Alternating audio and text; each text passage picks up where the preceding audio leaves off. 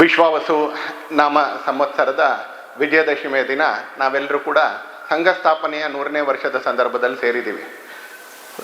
ಅಧರ್ಮದ ವಿರುದ್ಧ ಧರ್ಮದ ವಿಜಯದ ಸಂಕೇತವಾಗಿ, ಅಸತ್ಯದ ವಿರುದ್ಧ ಸತ್ಯದ ವಿಜಯದ ಸಂಕೇತವಾಗಿ, ಅರಾಜಕ ವಿಚಾರಗಳ ವಿರುದ್ಧ ಸುರಾಜ್ಯ ವಿಚಾರದ ಸಂಕೇತವಾಗಿ ನಮ್ಮ ದೇಶದಲ್ಲಿ ಬಹಳ ಮುಂಚಿನಿಂದ ವಿಜಯದಶಮಿಯನ್ನು ರಾಮಾಯಣದ ಕಾಲದಿಂದ ಪುರಾಣದ ಕಾಲದಿಂದ ಒಂದು ಪುಣ್ಯದ ದಿನ ಅಂತ ಆಚರಿಸ್ಕೊಂಡು ಬರ್ತಾ ಇದ್ದಾರೆ.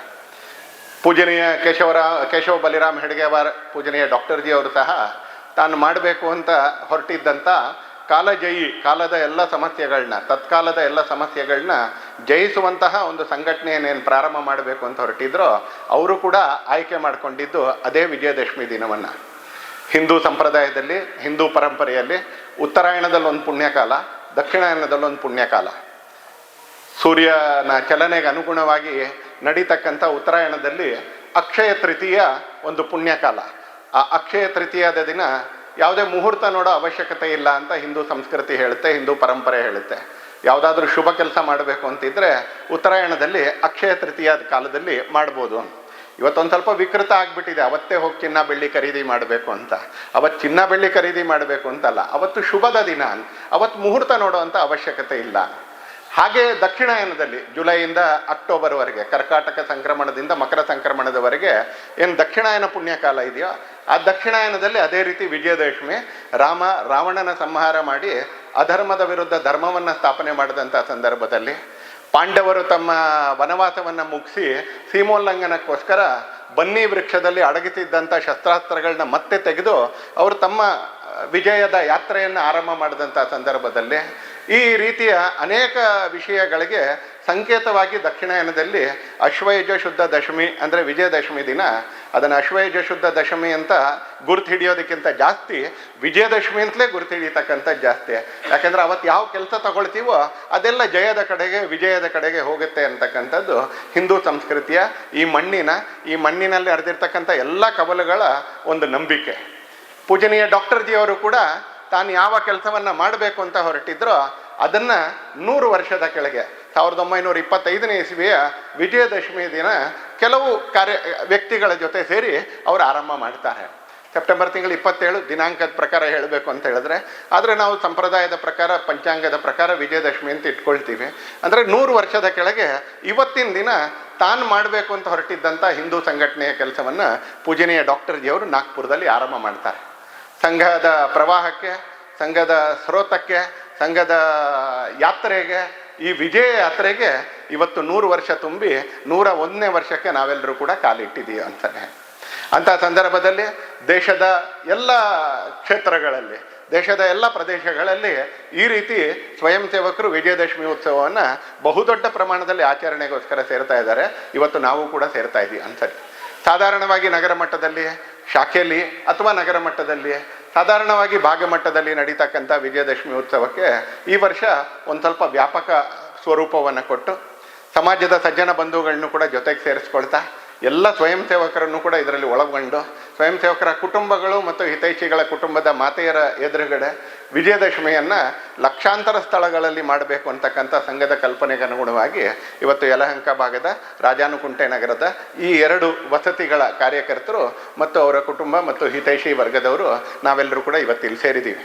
ಆರಂಭದಲ್ಲೇ ಮತ್ತೊಮ್ಮೆ ನಿಮ್ಮೆಲ್ಲರಿಗೂ ಕೂಡ ವಿಜಯದಶಮಿಯ ಶುಭಾಶಯಗಳನ್ನ ನಾನು ಸಲ್ಲಿಸಲಿಕ್ಕೆ ಅಂತ ಬಯಸ್ತೀನಿ ಅಂತ. 100 ವರ್ಷ ತುಂಬಿರ್ತಕ್ಕಂಥ ಸಂಘ, ಇಲ್ಲಿ ಕೂತ್ಕೊಂಡಿರುವಂಥ ಭಾಳ ಜನರಿಗೆ ಅದೇನು ಹೊಸದು ಅಂತ ಏನಿಲ್ಲ ಅದರ ವಿಚಾರ. ನಾನು ಹೇಳ್ತಕ್ಕಂಥ ಭಾಳ ವಿಷಯಗಳು ಕೂಡ ಇಲ್ಲಿರುವಂಥ ಭಾಳ ಜನರಿಗೆ ಬೇರೆ ಶಬ್ದಗಳಲ್ಲಿ ಅದೇ ವಿಚಾರ ಅಂತಲ್ಲ.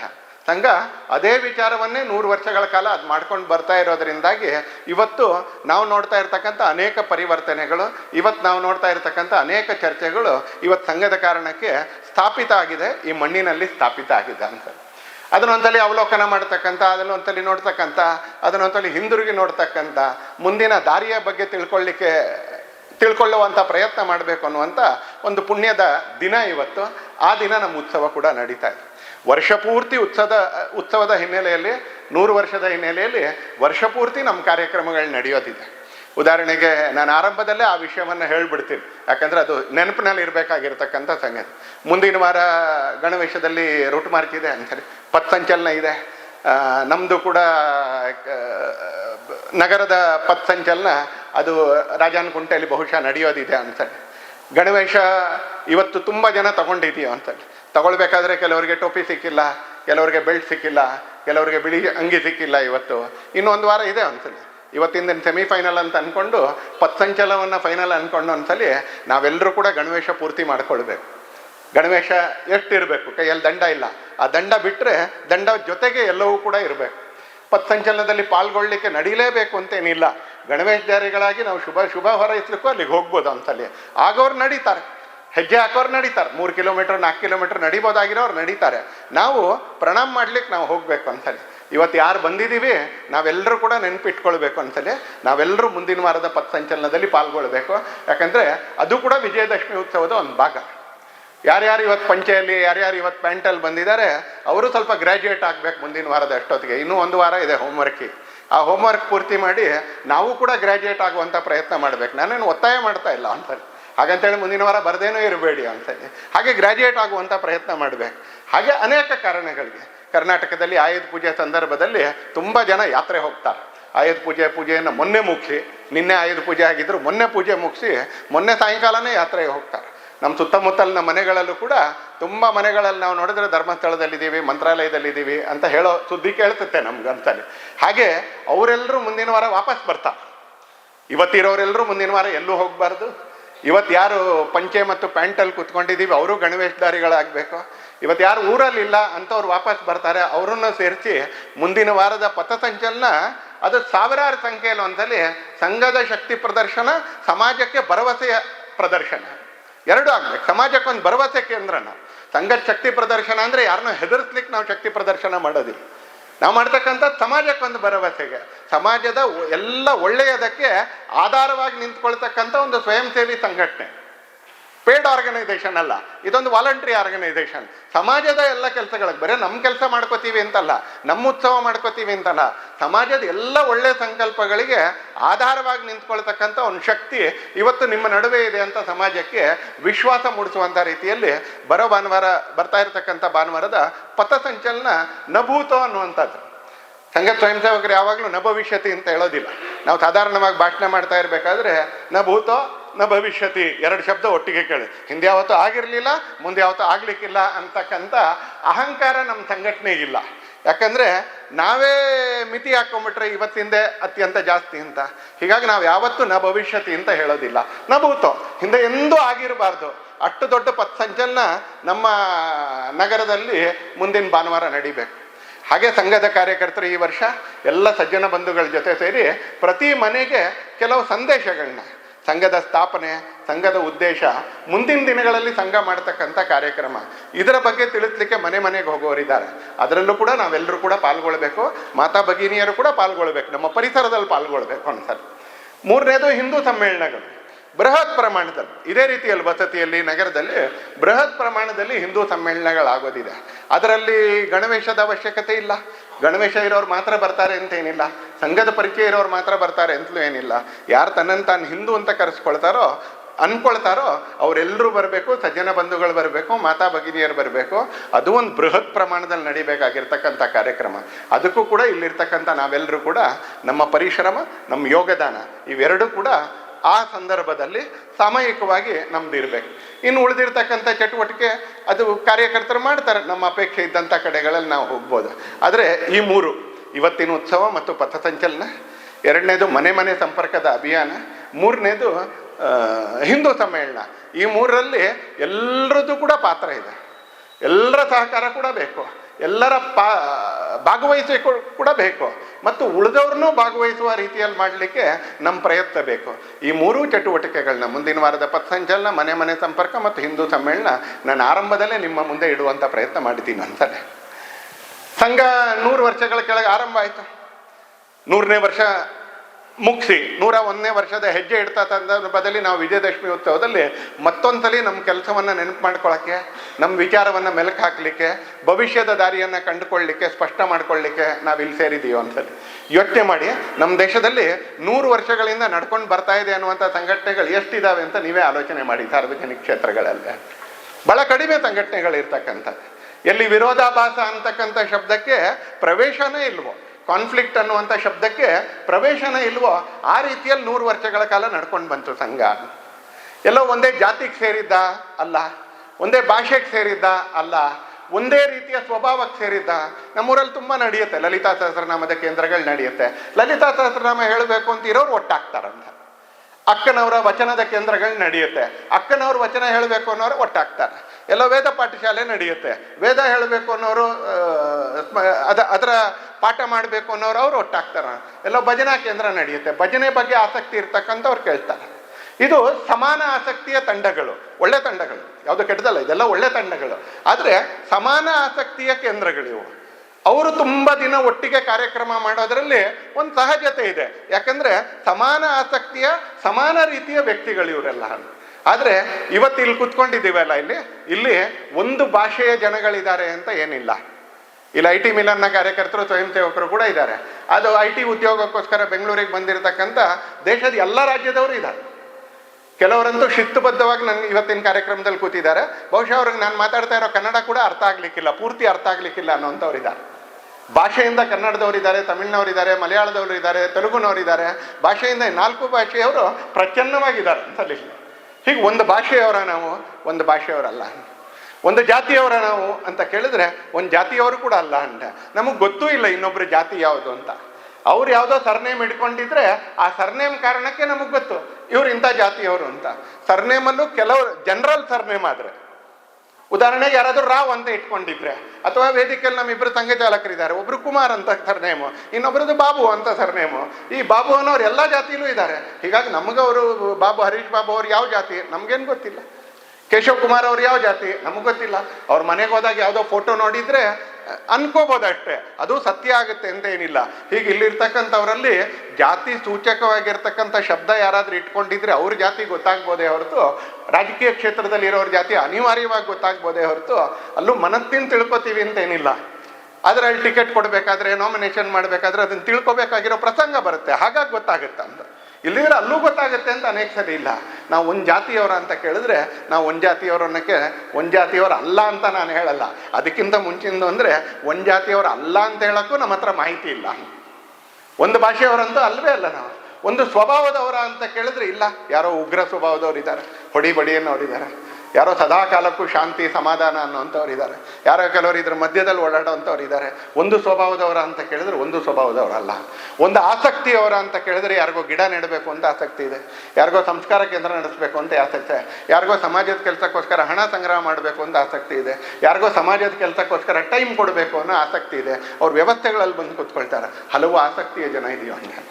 ಹೀಗೆ RSS is a very heterogeneous organisation, ಒಂದು ಥರದವರಲ್ಲ. ಆದರೂ ಕೂಡ 100 ವರ್ಷ ನಾವು ಒಂದಾಗೆ ಬಂದಿದ್ದೀವಿ. We are one even after 100 years. We are not 2 after 100 years. We are 1 after 100 years. And our flow has been continuous in last 100 years. ಕಳೆದ 100 ವರ್ಷಗಳಲ್ಲಿ ನಾವು ಸತತವಾಗಿ ಹರಿತಾನೆ ಇದ್ದೀವಿ. ಒಂದು ಜಾಗದಲ್ಲಿ ಮಾತ್ರ ಮಾಡಿದ್ವಾ, ಒಂದು ಜಾಗದಲ್ಲಿ ಮಾಡಿ ಅಂತಾರಾಷ್ಟ್ರೀಯ ಅಂತ ಹೆಸರು ಹಾಕ್ಕೊಳ್ಳಿಲ್ಲ. ಒಂದು ಮನೆಯಲ್ಲಿ ಅಪ್ಪ ಅಮ್ಮ ಮಗ ಸೊಸೆ ಮಕ್ಕಳು ಇವರೆಲ್ಲರೂ ಆಫೀಸ್ ಬೇರರ್ಸ್ ಆಗಿರ್ತಾರೆ, ಅವರು ನ್ಯಾಷನಲ್ ಆರ್ಗನೈಸೇಷನ್ ಅಂತ ಹಾಕೋತಾರೆ. ಹಾಗಿಲ್ಲ. ಲಡಾಖ್ನಲ್ಲಿ ನಮ್ಮ ಶಾಖೆಗಳಿದ್ದಾವೆ, ಕಾಶ್ಮೀರದ ಕಣಿವೆಯಲ್ಲಿ ಎಲ್ಲಿ ಹಿಂದೂಗಳಿದ್ದಾರೆ ಅಲ್ಲೂ ಶಾಖೆಗಳಿದ್ದಾವೆ.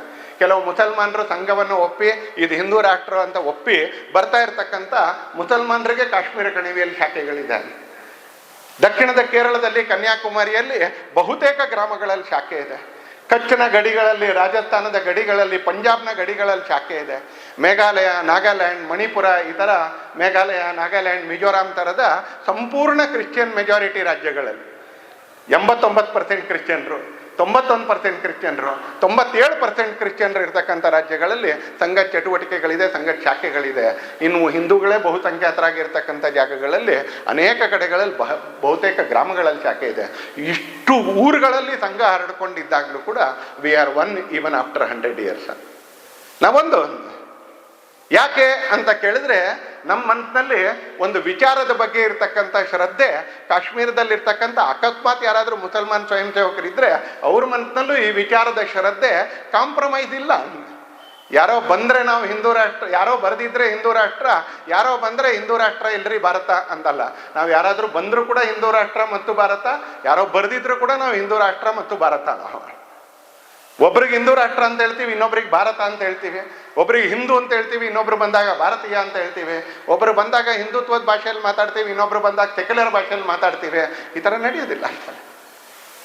ಯಾರು ಬಂದರು ಯಾರು ಬರಲಿಲ್ಲ ಅಂದ್ರು ನಮ್ದು ಹಿಂದೂ ರಾಷ್ಟ್ರವೇ, ದೇಶವಾಗಿ ಭಾರತವೇ ನಮ್ದು.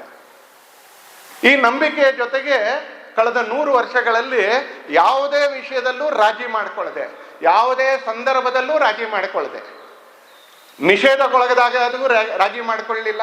ಬೆಳಿಗ್ಗೆ ಹಾಗೆ ಮಾನ್ಯ ಹರೀಶ್ ಬಾಬು ಅವ್ರ ಮನೇಲಿ ಕೂತ್ಕೊಂಡಾಗ ಯಲಹಂಕ ಭಾಗದಲ್ಲಿ, ಹೆಬ್ಬಾಳದ ಈ ಭಾಗದಲ್ಲಿ, ಹೆಸರುಘಟ್ಟದ ಈ ಭಾಗದಲ್ಲಿ ರಾಮ ಜನ್ಮಭೂಮಿ ಸಂದರ್ಭದಲ್ಲಿ, ಬೇರೆ ಬೇರೆ ಸಂದರ್ಭದಲ್ಲಿ ಅರಾಜಕ ತತ್ವಗಳು ರಾಜ್ಯವನ್ನು ಆಳ್ತಾ ಇದ್ದಂಥ ಸಂದರ್ಭದಲ್ಲಿ ಸ್ವಯಂ ಸೇವಕರು ಹೇಗೆ ಈ ಭಾಗದಲ್ಲಿ ಹಿಂಸೆಗೊಳಗಾದ್ರು ಅನ್ನೋದನ್ನು ಕೂಡ ಸ್ಮರಣೆ ಮಾಡ್ತಿದ್ರು.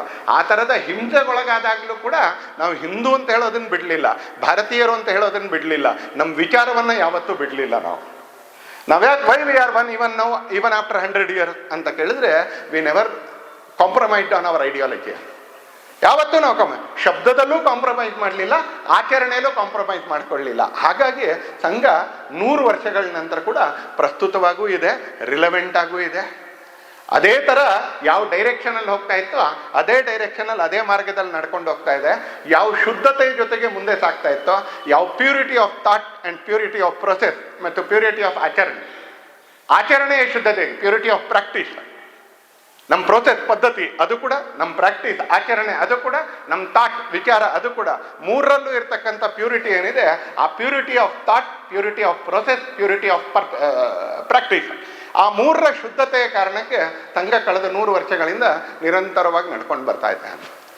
ಇದರ ಚಟುವಟಿಕೆಗಳು ಹೆಚ್ಚಾನೆ ಇದೆ. ಉದಾಹರಣೆಗೆ ನಾನು ಅನ್ಕೊಂಡಿಲ್ಲ ಯಾವತ್ತು ವಿಜಯದಶಮಿ ಉತ್ಸವ ಈ ಥರ 1 ವಸತಿದು 2 ವಸತಿದು ಸೀಮಿತ ಮಾಡಿ ಕಾರ್ಯಕ್ರಮ ನಡೆದಿದ್ದನ್ನು ನಾನು ನೋಡಿಲ್ಲ. ಅಂತಲೇ ನಡೆದಿರ್ಬೋದು ಇತ್ತೀಚಿನ 7-8 ವರ್ಷಗಳಲ್ಲಿ.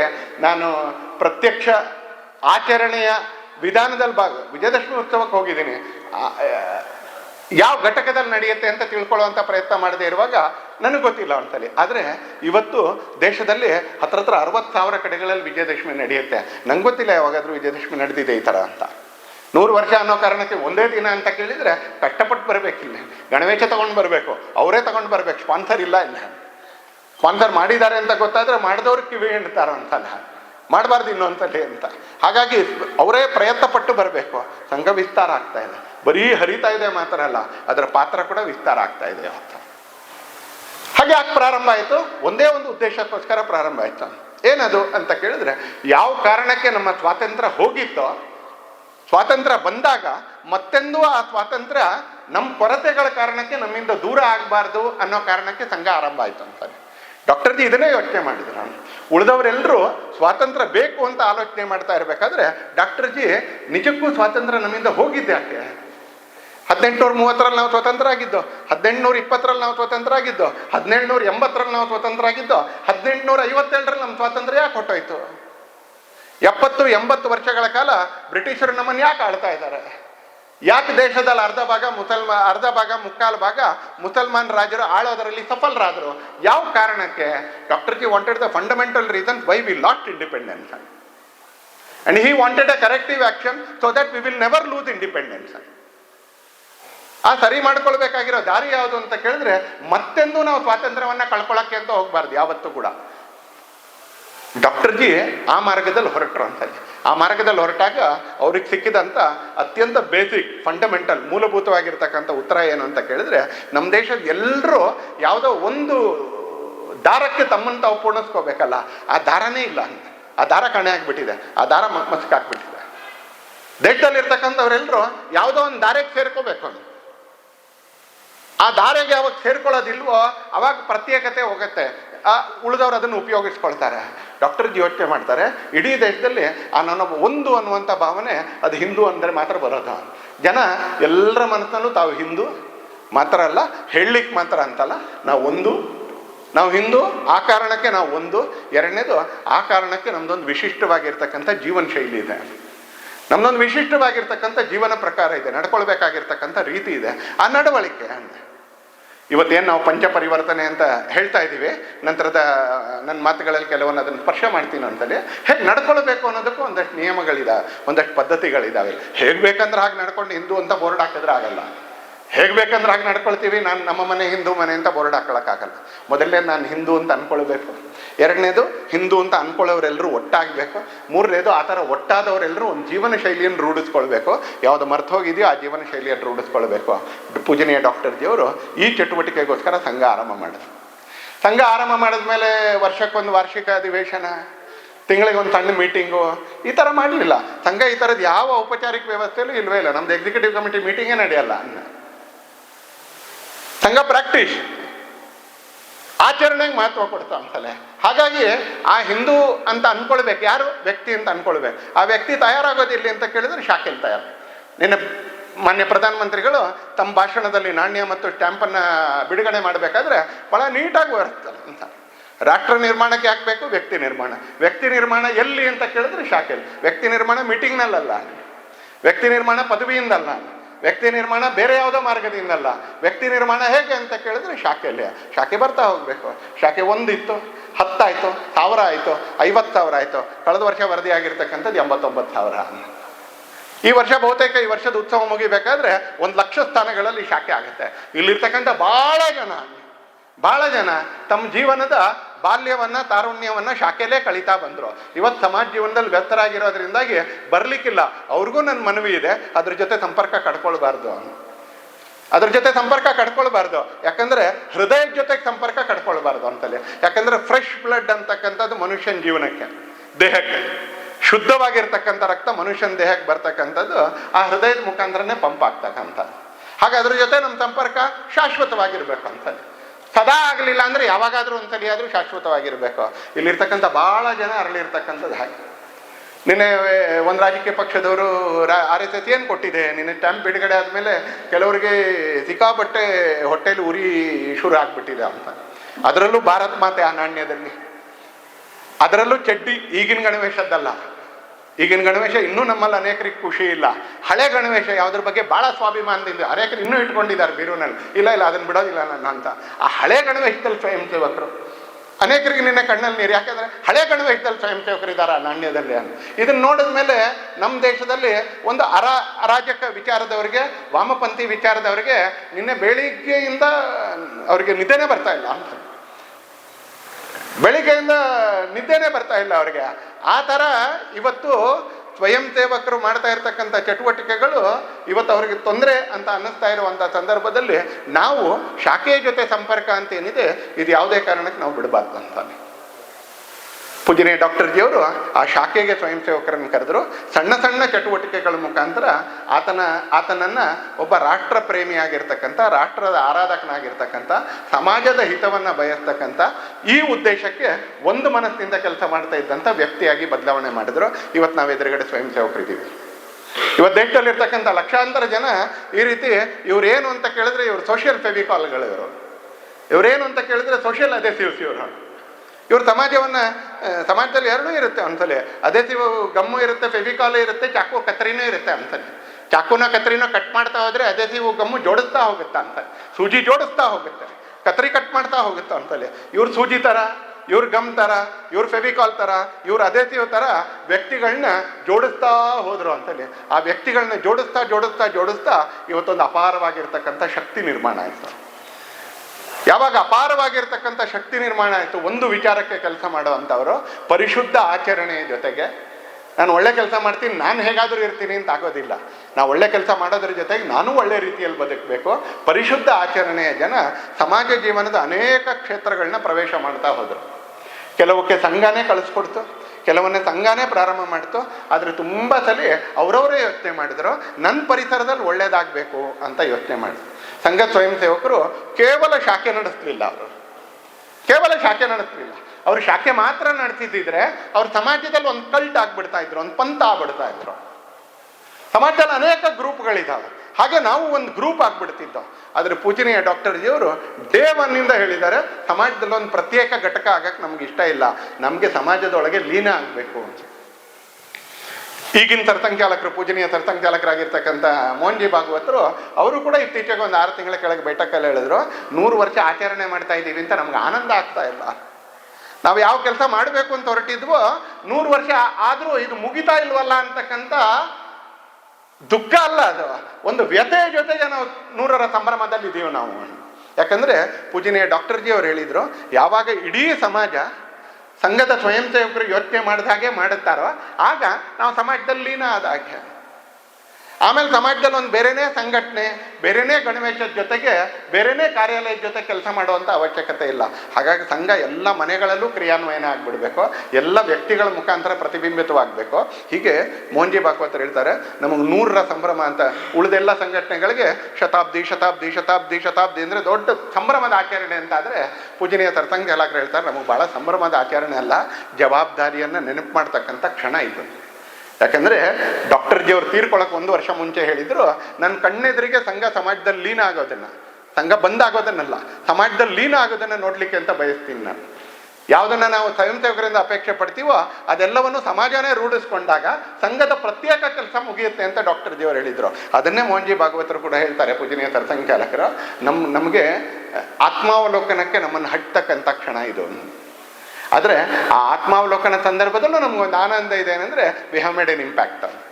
ನಾವೊಂದು ಪರಿಣಾಮ ತಗೊಂಡು ಬಂದಿದ್ದೀವಿ ದೇಶದಲ್ಲಿ. ಇಲ್ಲಿರ್ತಕ್ಕಂಥ ಪ್ರತಿಯೊಬ್ಬ ಸ್ವಯಂ ಸೇವಕನು, ಇಲ್ಲಿರ್ತಕ್ಕಂಥ ಪ್ರತಿ ಸ್ವಯಂ ಸೇವಕರ ಕುಟುಂಬನೂ, ಇಲ್ಲಿರ್ತಕ್ಕಂಥ ಸ್ವಯಂ ಸೇವಕರ ಕುಟುಂಬದ ಮಾತೆಯರು ಕೂಡ ಸಮಾಜದಲ್ಲಿ ಒಂದು ದೊಡ್ಡದಾಗಿರ್ತಕ್ಕಂಥ ಪರಿಣಾಮ ತಗೊಂಡು ಬಂದಿದ್ದಾರೆ. ಇವತ್ತು RSS is equal to credibility, ವಿಶ್ವಾಸಾರ್ಹತೆ. ಸಂಘದ ಕಾರ್ಯಕರ್ತ ಇದ್ದಾನೆ ಅಂತ ಹೇಳಿದ್ರೆ ಚೆನ್ನಾಗಿ ಆಗೋಗುತ್ತಪ್ಪ. ಧರ್ಮಸ್ಥಳದ ವೀರೇಂದ್ರ ಹೆಗಡೆ ಅವರು ಧರ್ಮಸ್ಥಳದಲ್ಲಿ ಕನ್ನಡ ಸಾಹಿತ್ಯ ಸಮ್ಮೇಳನ ಮಾಡಬೇಕು ಅಂತಾದಾಗ ಅವ್ರು ಒಪ್ಕೊಂಡ ಮೇಲೆ ಮಾಡೋದು ಮೊದಲನೇ ಕಾಲ ಸಂಘದ ಕಾರ್ಯಕ್ಕೆ ನನಗೊಬ್ಬ ಸೆಕ್ರೆಟರಿ RSSನವನು ಬೇಕು ಅಂತ. ಬಹಳ ವರ್ಷಗಳಷ್ಟು ಮುಂಚೆ, ಈಗಲ್ಲ, ಒಂದು 30 ವರ್ಷಗಳಷ್ಟು ಮುಂಚೆ ಅವ್ರು ಧರ್ಮಸ್ಥಳ ಅನ್ನೋದು ಎಷ್ಟು ದಾನ ಧರ್ಮಕ್ಕೆ ಎಷ್ಟು ಪ್ರಸಿದ್ಧ ಕೇಂದ್ರ ಅಂತ ನಮಗೆ ಚೆನ್ನಾಗಿ ಗೊತ್ತಿದೆ. ಅಲ್ಲಿ ಸಾಹಿತ್ಯ ಸಮ್ಮೇಳನ ಆಗಬೇಕು ಅಂತ ಹೇಳಿದ್ರೆ ಅವ್ರ ಕಂಡೀಷನ್, ಯಾಕಂದರೆ ರಾಜಕೀಯವಾಗಿ ವಿರೋಧಿಗಳಿದ್ದಂಥ ಸಮಯ ಅದು. ಹಾಗಾಗಿ ಅವ್ರು ಒಪ್ಕೊಳ್ಳೋಕ್ಕಿಂತ ಮುಂಚೆ ಹಾಕಿದ ಕಂಡೀಷನ್ನು ಮತ್ತು ಒಪ್ಕೊಂಡ ನಂತರ ಮಾಡಿದ ಮೊದಲನೇ ಫೋನ್ ಕಾಲು ಅವೆರಡು ಅಂತ ಕೇಳಿದ್ರೆ, ನಂದು ಅದೇನು ಸ್ವಾಗತ ಸಮಿತಿ ಆಗುತ್ತೆ, ಆ ಸ್ವಾಗತ ಸಮಿತಿಗೆ ಸೆಕ್ರೆಟರಿ ಯಾರಾದರೂ ಒಬ್ಬರು RSSನವರೇ ಬೇಕು. ಸಂಘದ ಕಾರ್ಯಾಲಯಕ್ಕೆ ಫೋನ್ ಮಾಡಿ ಸಂಘದ ಕಡೆಯಿಂದ ಒಬ್ಬ ಕಾರ್ಯದರ್ಶಿ ನಿಯುಕ್ತಿ ಮಾಡ್ಕೊಳ್ತಾರೆ. ಉಳಿದೆಲ್ಲರೂ ಅವ್ರು ತನ್ನ ಹಿತೈಷಿಗಳನ್ನ, ತನ್ನ ಪರಿಚಯದವ್ರನ್ನ ಜೋಡಿಸ್ಕೊಳ್ತಾರೆ. ಆದರೆ ಒಬ್ಬ ಕಾರ್ಯದರ್ಶಿ ಸಾಹಿತ್ಯ ಸಮ್ಮೇಳನ ಚೆನ್ನಾಗಿ ಆಗಬೇಕು ಅಂತ ಹೇಳಿದ್ರೆ ಯಾರಾದರೂ RSSನವ್ರು ಬೇಕು. RSSನಲ್ಲಿ ಸಾಹಿತ್ಯ ಸಮ್ಮೇಳನವನ್ನು ಚೆನ್ನಾಗಿ ಮಾಡೋದು ಹೇಗೆ ಅಂತ ಟ್ರೈನಿಂಗ್ ಕೊಡ್ತಾರಾ ಅಂತ ಕೇಳಿದ್ರೆ ಏನು ಕೊಡಲ್ಲ. ನಮ್ಮ ಶಾಖೆಗಳಲ್ಲಿ ಕಬಡ್ಡಿ ಆಡಿಸ್ತಾರೆ, ನಮ್ಮ ಶಾಖೆಯಲ್ಲಿ ಇನ್ಯಾವುದೋ ಒಂದು ಆಟ ಆಡಿಸ್ತಾರೆ. ಅಲ್ಲಿ ಸಾಹಿತ್ಯ ಸಮ್ಮೇಳನ ಚೆನ್ನಾಗಿ ಮಾಡೋದು ಹೇಗೆ ಅಂತ ಕಲಿಸ್ಕೊಡೋದಿಲ್ಲ. ಆದರೆ ನಿಧಾನಕ್ಕೊಂದು ಸ್ವಭಾವ ಬರುತ್ತೆ, ನನ್ನ ಸುತ್ತಮುತ್ತ ಏನೇನಿದೆಯೋ ಅದೆಲ್ಲವೂ ಚೆನ್ನಾಗಿ ಆಗುವಾಗ ನೋಡ್ಕೊಳ್ಬೇಕು. ಸುತ್ತಮುತ್ತ ಒಂದು ನದಿ ಹರಿತಾ ಹರಿತಾ ಹರಿತಾ ತನ್ನ ಎಡ ಬಲಗಳಲ್ಲಿರ್ತಕ್ಕಂಥ ಜೀವನವನ್ನು ಸಮೃದ್ಧ ಮಾಡಿದ ಹಾಗೆ, ಒಂದು ಮರ ಬೆಳೀತಾ ಬೆಳೀತಾ ಬೆಳೀತಾ ಬೆಳೀತಾ ತನ್ನ ಪರಿಸರದಲ್ಲಿ ಶುದ್ಧ ಗಾಳಿ, ತನ್ನ ಪರಿಸರದಲ್ಲಿ ಒಂದು ಆಹ್ಲಾದಕರವಾಗಿರ್ತಕ್ಕಂಥ ವಾತಾವರಣ, ಅದರ ನೆರಳಿನಲ್ಲಿ ಪಕ್ಷಿಗಳು, ಪ್ರಾಣಿಗಳು ಜೊತೆಗೆ ಮಕ್ಕಳು ಆಡ್ಬೋದಾಗಿರ್ತಕ್ಕಂಥ ಒಂದು ವಾತಾವರಣ ಹೇಗೆ ಒಂದು ಮರ ನಿರ್ಮಾಣ ಮಾಡುತ್ತೋ ಹಾಗೆ ಸಂಘ ಮರನೇ ಹಸುನ್ ಸಾಕುತ್ತೆ ಅಂತೇನಿಲ್ಲ, ಮರನೇ ಮಗುನ್ ಪಾಲಿಸುತ್ತೆ ಅಂತೇನಿಲ್ಲ. ಆದರೆ ಆ ಮರದ ನೆರಳು ಒಂದು ಮಗುವಿಗೆ ಜಾಗ ಆಗುತ್ತೆ, ಒಂದು ಪಕ್ಷಿಗೆ ಆಶ್ರಯ ತಾಣ ಆಗುತ್ತೆ, ಒಂದು ನದಿಯ ನೀರು ಅಕ್ಕಪಕ್ಕದಲ್ಲಿ ಜೀವ ಸೃಷ್ಟಿ ಮಾಡುತ್ತೆ.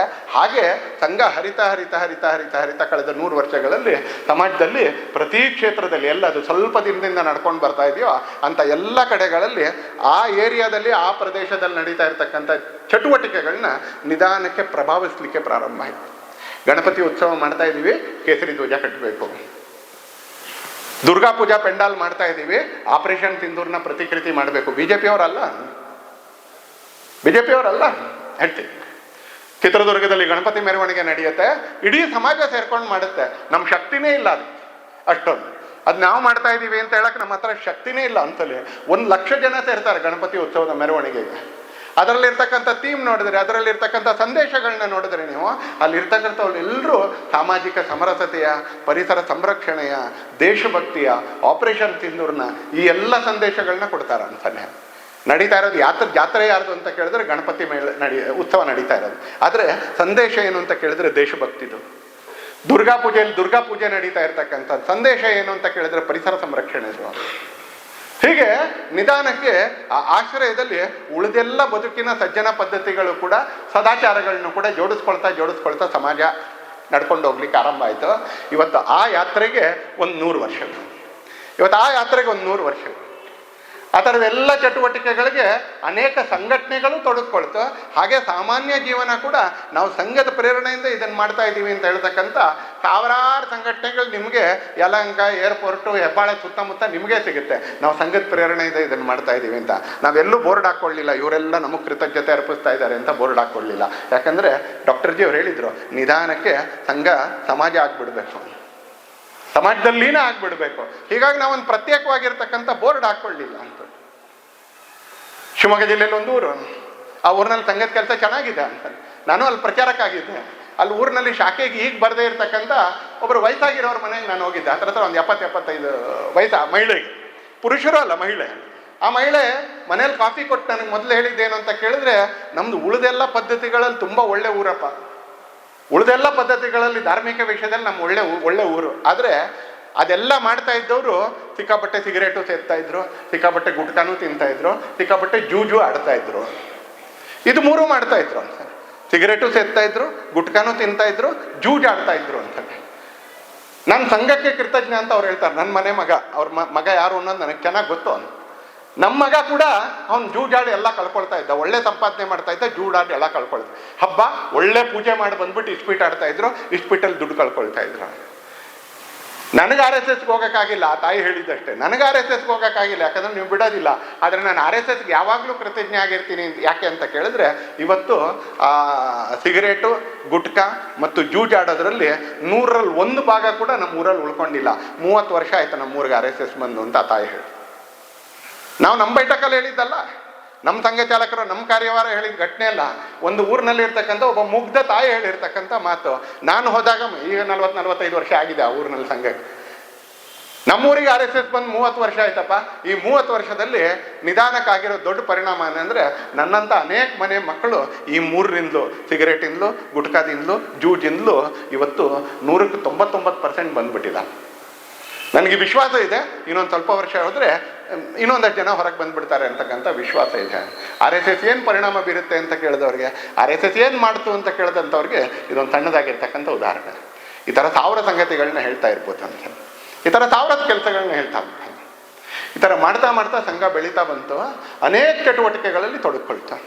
ದೇಶಕ್ಕೆ ಯಾವಾಗ ಆಪತ್ತು ಬಂತ, ಮನುಷ್ಯ ನಿರ್ಮಿತ ಇರ್ಬೋದು, ಪ್ರಾಕೃತಿಕ ಇರ್ಬೋದು, ನೈಸರ್ಗಿಕ ಇರ್ಬೋದು, ಸಂಘ ಸ್ವಯಂ ಸೇವಕರು ಯಾರೋ ಹೇಳಬೇಕು ಅಂತ ಕಾಯಲಿಲ್ಲ. ನಮಗೆ ಮೇಲ್ಗಡೆಯಿಂದ ಕೇಶವ ಕೃಪಾದಿಂದ ಫೋನ್ ಬರಬೇಕು, ನಾಗ್ಪುರದಲ್ಲಿರ್ತಕ್ಕಂಥ ರೇಷ್ಮೆಬಾಗಿಂದ ಸಂಘದ ಕಾರ್ಯಾಲಯದಿಂದ ಫೋನ್ ಬರಬೇಕು, ಇಲ್ಲ. ಯಾಕಂದರೆ ಸಂಘ ಅಲ್ಲಲ್ಲಿಯ ವ್ಯಕ್ತಿಗಳ ಮಧ್ಯದಲ್ಲಿ ಕರ್ತವ್ಯದ ಭಾವನೆಯನ್ನು ನಿರ್ಮಾಣ ಮಾಡ್ತು. ನನ್ನ ಪರಿಸರ ನಾನು ತೊಡಗ್ಕೋಬೇಕು, ನನ್ನ ಪರಿಸರ ನಾನು ತೊಡಗ್ಕೋಬೇಕು. 2002ನೇ ಇಸ್ವಿಯಲ್ಲಿ ಒರಿಸ್ಸಾದಲ್ಲಿ ಭೀಕರವಾಗಿರ್ತಕ್ಕಂಥ ಚಂಡಮಾರುತ ಯರಾಸ್ಮಾ ಅಂತಕ್ಕಂಥ ಒಂದು ತಾಲೂಕು, 20 ವರ್ಷದ ಹಿಂದಿನ ಘಟನೆ. ನಾವು ಒರಿಸ್ಸಾಕ್ಕೋಸ್ಕರ ಇಲ್ಲಿ ಬೆಂಗಳೂರಿನ ಈ ಭಾಗದಲ್ಲೂ ಕೂಡ ವಸ್ತುಗಳನ್ನ ಸಂಗ್ರಹ ಮಾಡಿ ಕಳಿಸ್ತೀವಿ. ಇಂಗ್ಲೀಷಲ್ಲಿ ಯರಾಸ್ಮಾ ಅಂದರೆ ಎರೇಸ್ ಅನ್ನೋ ಶಬ್ದಕ್ಕೆ ಹತ್ತಿರ. ಹಾಗೆ ಆ ತಾಲೂಕು ಕೂಡ ಚಂಡಮಾರುತದಲ್ಲಿ ಹತ್ರ ಎರೇಸ್ ಆಗಿಬಿಟ್ಟಿತ್ತು. ತಾಲೂಕು ಕೂಡ ಎರೇಸ್ ಆಗಿಬಿಟ್ಟಿತ್ತು. ಹೊರಗಡೆಯಿಂದ ವ್ಯಾನ್ಗಳು ಹೋಗುತ್ತೆ, ಸರ್ಕಾರದ ವ್ಯಾನ್ ಹೋದರೆ ಆ ವ್ಯಾನ್ಗಳಿಗೆ ಆ ತಾಲೂಕು ಕೇಂದ್ರದ ಸರ್ಕಲ್ನಲ್ಲಿ ಒಬ್ಬ ಹುಡುಗ ಕಾಣಿಸ್ತಾನೆ, 16-17 ವರ್ಷದ ಹುಡುಗ ಕಾಣಿಸ್ತಾನೆ. ಅವನಲ್ಲಿ ನಿಂತ್ಕೊಂಡಿದ್ದ ಚಂಡಮಾರುತದ ಮಧ್ಯದಲ್ಲಿ. ಚಂಡಮಾರುತ ಕಡಿಮೆ ಆಗಿತ್ತು, ಅದರ ಹಾನಿ ವ್ಯಾಪಕವಾಗಿತ್ತು. ಆ ಪೊಲೀಸ್ ಅಧಿಕಾರಿ ಅವನ ಹತ್ರ ಕೇಳ್ತಾನೆ, ನೀನು ಯಾಕೆ ನಿಂತ್ಕೊಂಡಿದ್ದೀಯಾ ಅಂತ. ಆ ಕಾರ್ಯಕರ್ತ, ಆ ವ್ಯಕ್ತಿ ಹೇಳ್ತಾನೆ, ಇಲ್ಲ, ಒಂದು 2-3 ದಿವಸದಿಂದ ನೋಡಿದೆ ನಾನು, ಈ ಅಕ್ಕಿ ವ್ಯಾನ್ ಬಂದರೆ ಅಕ್ಕಿ ವ್ಯಾನೇ ಒಂದು ಊರಿಗೆ ಹೋಗುತ್ತೆ, ಆಮೇಲೆ ಮ್ಯಾಚ್ ಬ್ಯಾಕ್ಸು ಕ್ಯಾಂಡಲ್ ಇರೋ ವ್ಯಾನ್ ಬಂದರೆ ಅದು ಇನ್ನೊಂದು ಊರಿಗೆ ಹೋಗುತ್ತೆ. ಎಲ್ಲ ಊರಿಗೂ ಅಕ್ಕಿ ಹೋಗಬೇಕು, ಎಲ್ಲ ಊರಿಗೂ ಎಲ್ಲ ಮನೆಗೂ 1-2 ಮ್ಯಾಚ್ ಬಾಕ್ಸ್ ಹೋಗಬೇಕು, ಎಲ್ಲ ಊರಿಗೂ ಸ್ವಲ್ಪ ಬಟ್ಟೆ ಹೋಗಬೇಕು. ಈ ಥರ ಆಗ್ತಾ ಇಲ್ಲ. ಒಂದೊಂದು ಗಾಡಿ ಬಂದಂಗೆ ಅದೊಂದೊಂದು ಊರಿಗೆ ಹೋಗುತ್ತೆ. ಆ ಊರಿನವ್ರಿಗೆ ಅಕ್ಕಿ ಸಿಗ್ತಾ ಇದೆ, ಈ ಊರಿನವ್ರಿಗೆ ಬಟ್ಟೆ ಸಿಗ್ತಾ ಇದೆ, ಇನ್ನೊಂದು ಊರಿನವ್ರಿಗೆ ಸ್ಟೀಲ್ ಪಾತ್ರೆ ಸಿಗ್ತಾ ಇದೆ. ಹೀಗೆ ಎಲ್ಲವೂ ಸಿಕ್ಕಿದ್ರೆ ಮಾತ್ರ ಅಡುಗೆ ಮಾಡೋಕ್ಕಾಗುತ್ತೆ. ಅದಕ್ಕೆ ನಾನು ಇಲ್ಲಿ ನಿಂತ್ಕೊಂಡ್ಬಿಟ್ಟು ಯಾವ್ಯಾವ ಊರಿಗೆ ಏನೇನು ಬೇಕು ಅಂತ ನನಗೆ ಎಷ್ಟು ಗೊತ್ತಿದೆಯೋ ಅಷ್ಟು ಹೇಳ್ತಾ ಇದ್ದೀನಿ, ಅದನ್ನು ಜನ ಮಾಡ್ತಾ ಇದ್ದಾರೆ ಅಂತ. ಅವನ ಕೈಯಲ್ಲಿ ಒಂದು ನೋಟ್ ಪುಸ್ತಕ ಇಟ್ಕೊಂಡು ನಿಂತಿದ್ದ. ಅರ್ಧಂಬರ್ಧ ಬಟ್ಟೆ ಹರಿದೋಗಿದೆ. ಪೊಲೀಸ್ ಅಧಿಕಾರಿಗೆ ಆಶ್ಚರ್ಯ ಆಗುತ್ತೆ, ನಾವು ಮಾಡಬೇಕಾಗಿರೋ ಕೆಲಸ ಇವನು ಮಾಡ್ತಾ ಇದ್ದಾನಲ್ಲ ಅಂತ ಹೇಳ್ಬಿಟ್ಟು ಕೇಳ್ತಾರೆ, ನೀನು ಯಾರಪ್ಪ ನೀನು ಅಂತ ಕೇಳ್ತಾರೆ. ಆತ ತನ್ನ ಹೆಸರು ಹೇಳ್ಬಿಟ್ಟು ಹೇಳ್ತಾನೆ, ನಾನು ಈ ಊರಿನ RSS ಕಾರ್ಯಕರ್ತ. ಅರೆ ನಿಮ್ಮ ಮನೆಯಲ್ಲಿ ಅಂತ ಕೇಳಿದ್ರೆ ಒಂದು ಸ್ವಲ್ಪ ದೂರದಲ್ಲಿ ತೋರಿಸ್ಬಿಟ್ಟು ಹೇಳ್ತಾನೆ, ನೋಡಿ ಅಲ್ಲಿ ಅದು ಚಂಡಮಾರುತದಲ್ಲಿ ಪೂರ್ತಿ ನಾಶ ಆಗಿದೆ. ನಿಮ್ಮ ಮನೆಯವರೆಲ್ಲ ಎಲ್ಲಿ ಅಂತ ಕೇಳಿದ್ರೆ ಅವನು ಹೇಳ್ತಾನೆ, ಎಲ್ಲರೂ ಚಂಡಮಾರುತದಲ್ಲಿ ಸತ್ತೋದ್ರು, ಮನೆಯವರೆಲ್ಲರೂ ತೀರ್ಕೊಂಡಿದ್ದಾರೆ, ಮನೆ ನಾಶ ಆಗಿದೆ, ಊರು ನಾಶ ಆಗಿದೆ, ಸ್ವಂತಕ್ಕೆ ಆತ ಸಂತ್ರಸ್ತ. ಇದರ ಮಧ್ಯದಲ್ಲಿ ಸರ್ಕಲಲ್ಲಿ ನಿಂತ್ಕೊಂಡು ಯಾವ ಗಾಡಿ ಯಾವ ಗ್ರಾಮಕ್ಕೆ ಹೋಗಬೇಕು ಅಂತ ತೋರಿಸ್ಕೊಡ್ತಾ ಇದ್ದಾನೆ ಅನ್ಸಲ್ಲ. ಆದರೆ ತನ್ನನ್ನು ತಾನು ಸುಟ್ಕೊಂಡು ಸಮಾಜಕ್ಕೆ ಒಳ್ಳೇದು ಮಾಡಬೇಕು ಅಂತಕ್ಕಂಥ ಪ್ರಯತ್ನ. ಗುಜರಾತ್ನ ಭೂಕಂಪ ಆಗುತ್ತೆ, ಮಾನಸಿ ಅಪಾರ್ಟ್ಮೆಂಟ್ಸ್ ಅಂತಕ್ಕಂಥ ಒಂದು ದೊಡ್ಡ ಕಟ್ಟಡ ಅಹಮದಾಬಾದ್ನಲ್ಲಿ. ಆ ಅಹಮದಾಬಾದ್ನ ಮಾನಸಿ ಅಪಾರ್ಟ್ಮೆಂಟ್ನಲ್ಲಿ ಈಗಲೂ ಕೂಡ ಉತ್ತರ ಭಾರತದ ಅನೇಕ ರಾಜ್ಯಗಳಲ್ಲಿ RSS ಹೆಸರಿನಲ್ಲೇ ಭಾರತ್ ಮಾತಾ ಪೂಜನ ಉತ್ಸವ ನಡೆಯುತ್ತೆ. ಜನವರಿ 26ಕ್ಕೆ, ಜನವರಿ 26ನೇ ತಾರೀಕು ಮಧ್ಯಾಹ್ನ 3 ಗಂಟೆ ಅಷ್ಟೊತ್ತಿಗೆ ಬಾಲಕರನ್ನೆಲ್ಲ ಸೇರಿಸ್ಕೊಂಡು ಆ 9ನೇ ಕ್ಲಾಸ್ 10ನೇ ಕ್ಲಾಸಿನ ಮುಖ್ಯ ಶಿಕ್ಷಕರು ಭಾರತ್ ಮಾತಾ ಪೂಜನ ಉತ್ಸವ ಮಾಡ್ತಿರ್ತಾರೆ. 3:20, 3:30ಕ್ಕೆ ಭೂಕಂಪ ಆಗುತ್ತೆ. ಗುಜರಾತ್ನ ಭೂಕಂಪ ನಮ್ಮೆಲ್ರಿಗೂ ಗೊತ್ತಿದೆ. ಇಲ್ಲಿ ಕೂತಿರ್ತಕ್ಕಂಥ ಅನೇಕ ಮಧ್ಯವಯಸ್ಕರು ಕೂಡ ಗುಜರಾತ್ ಭೂಕಂಪಕ್ಕೆ ನಾವು ಪರಿಹಾರ ಸಂಗ್ರಹ ಮಾಡಿ ಕಳಿಸಿದ್ದೀವಿ, ಹಣ ಸಂಗ್ರಹ ಮಾಡಿ ಕಳಿಸಿದ್ದೀವಿ.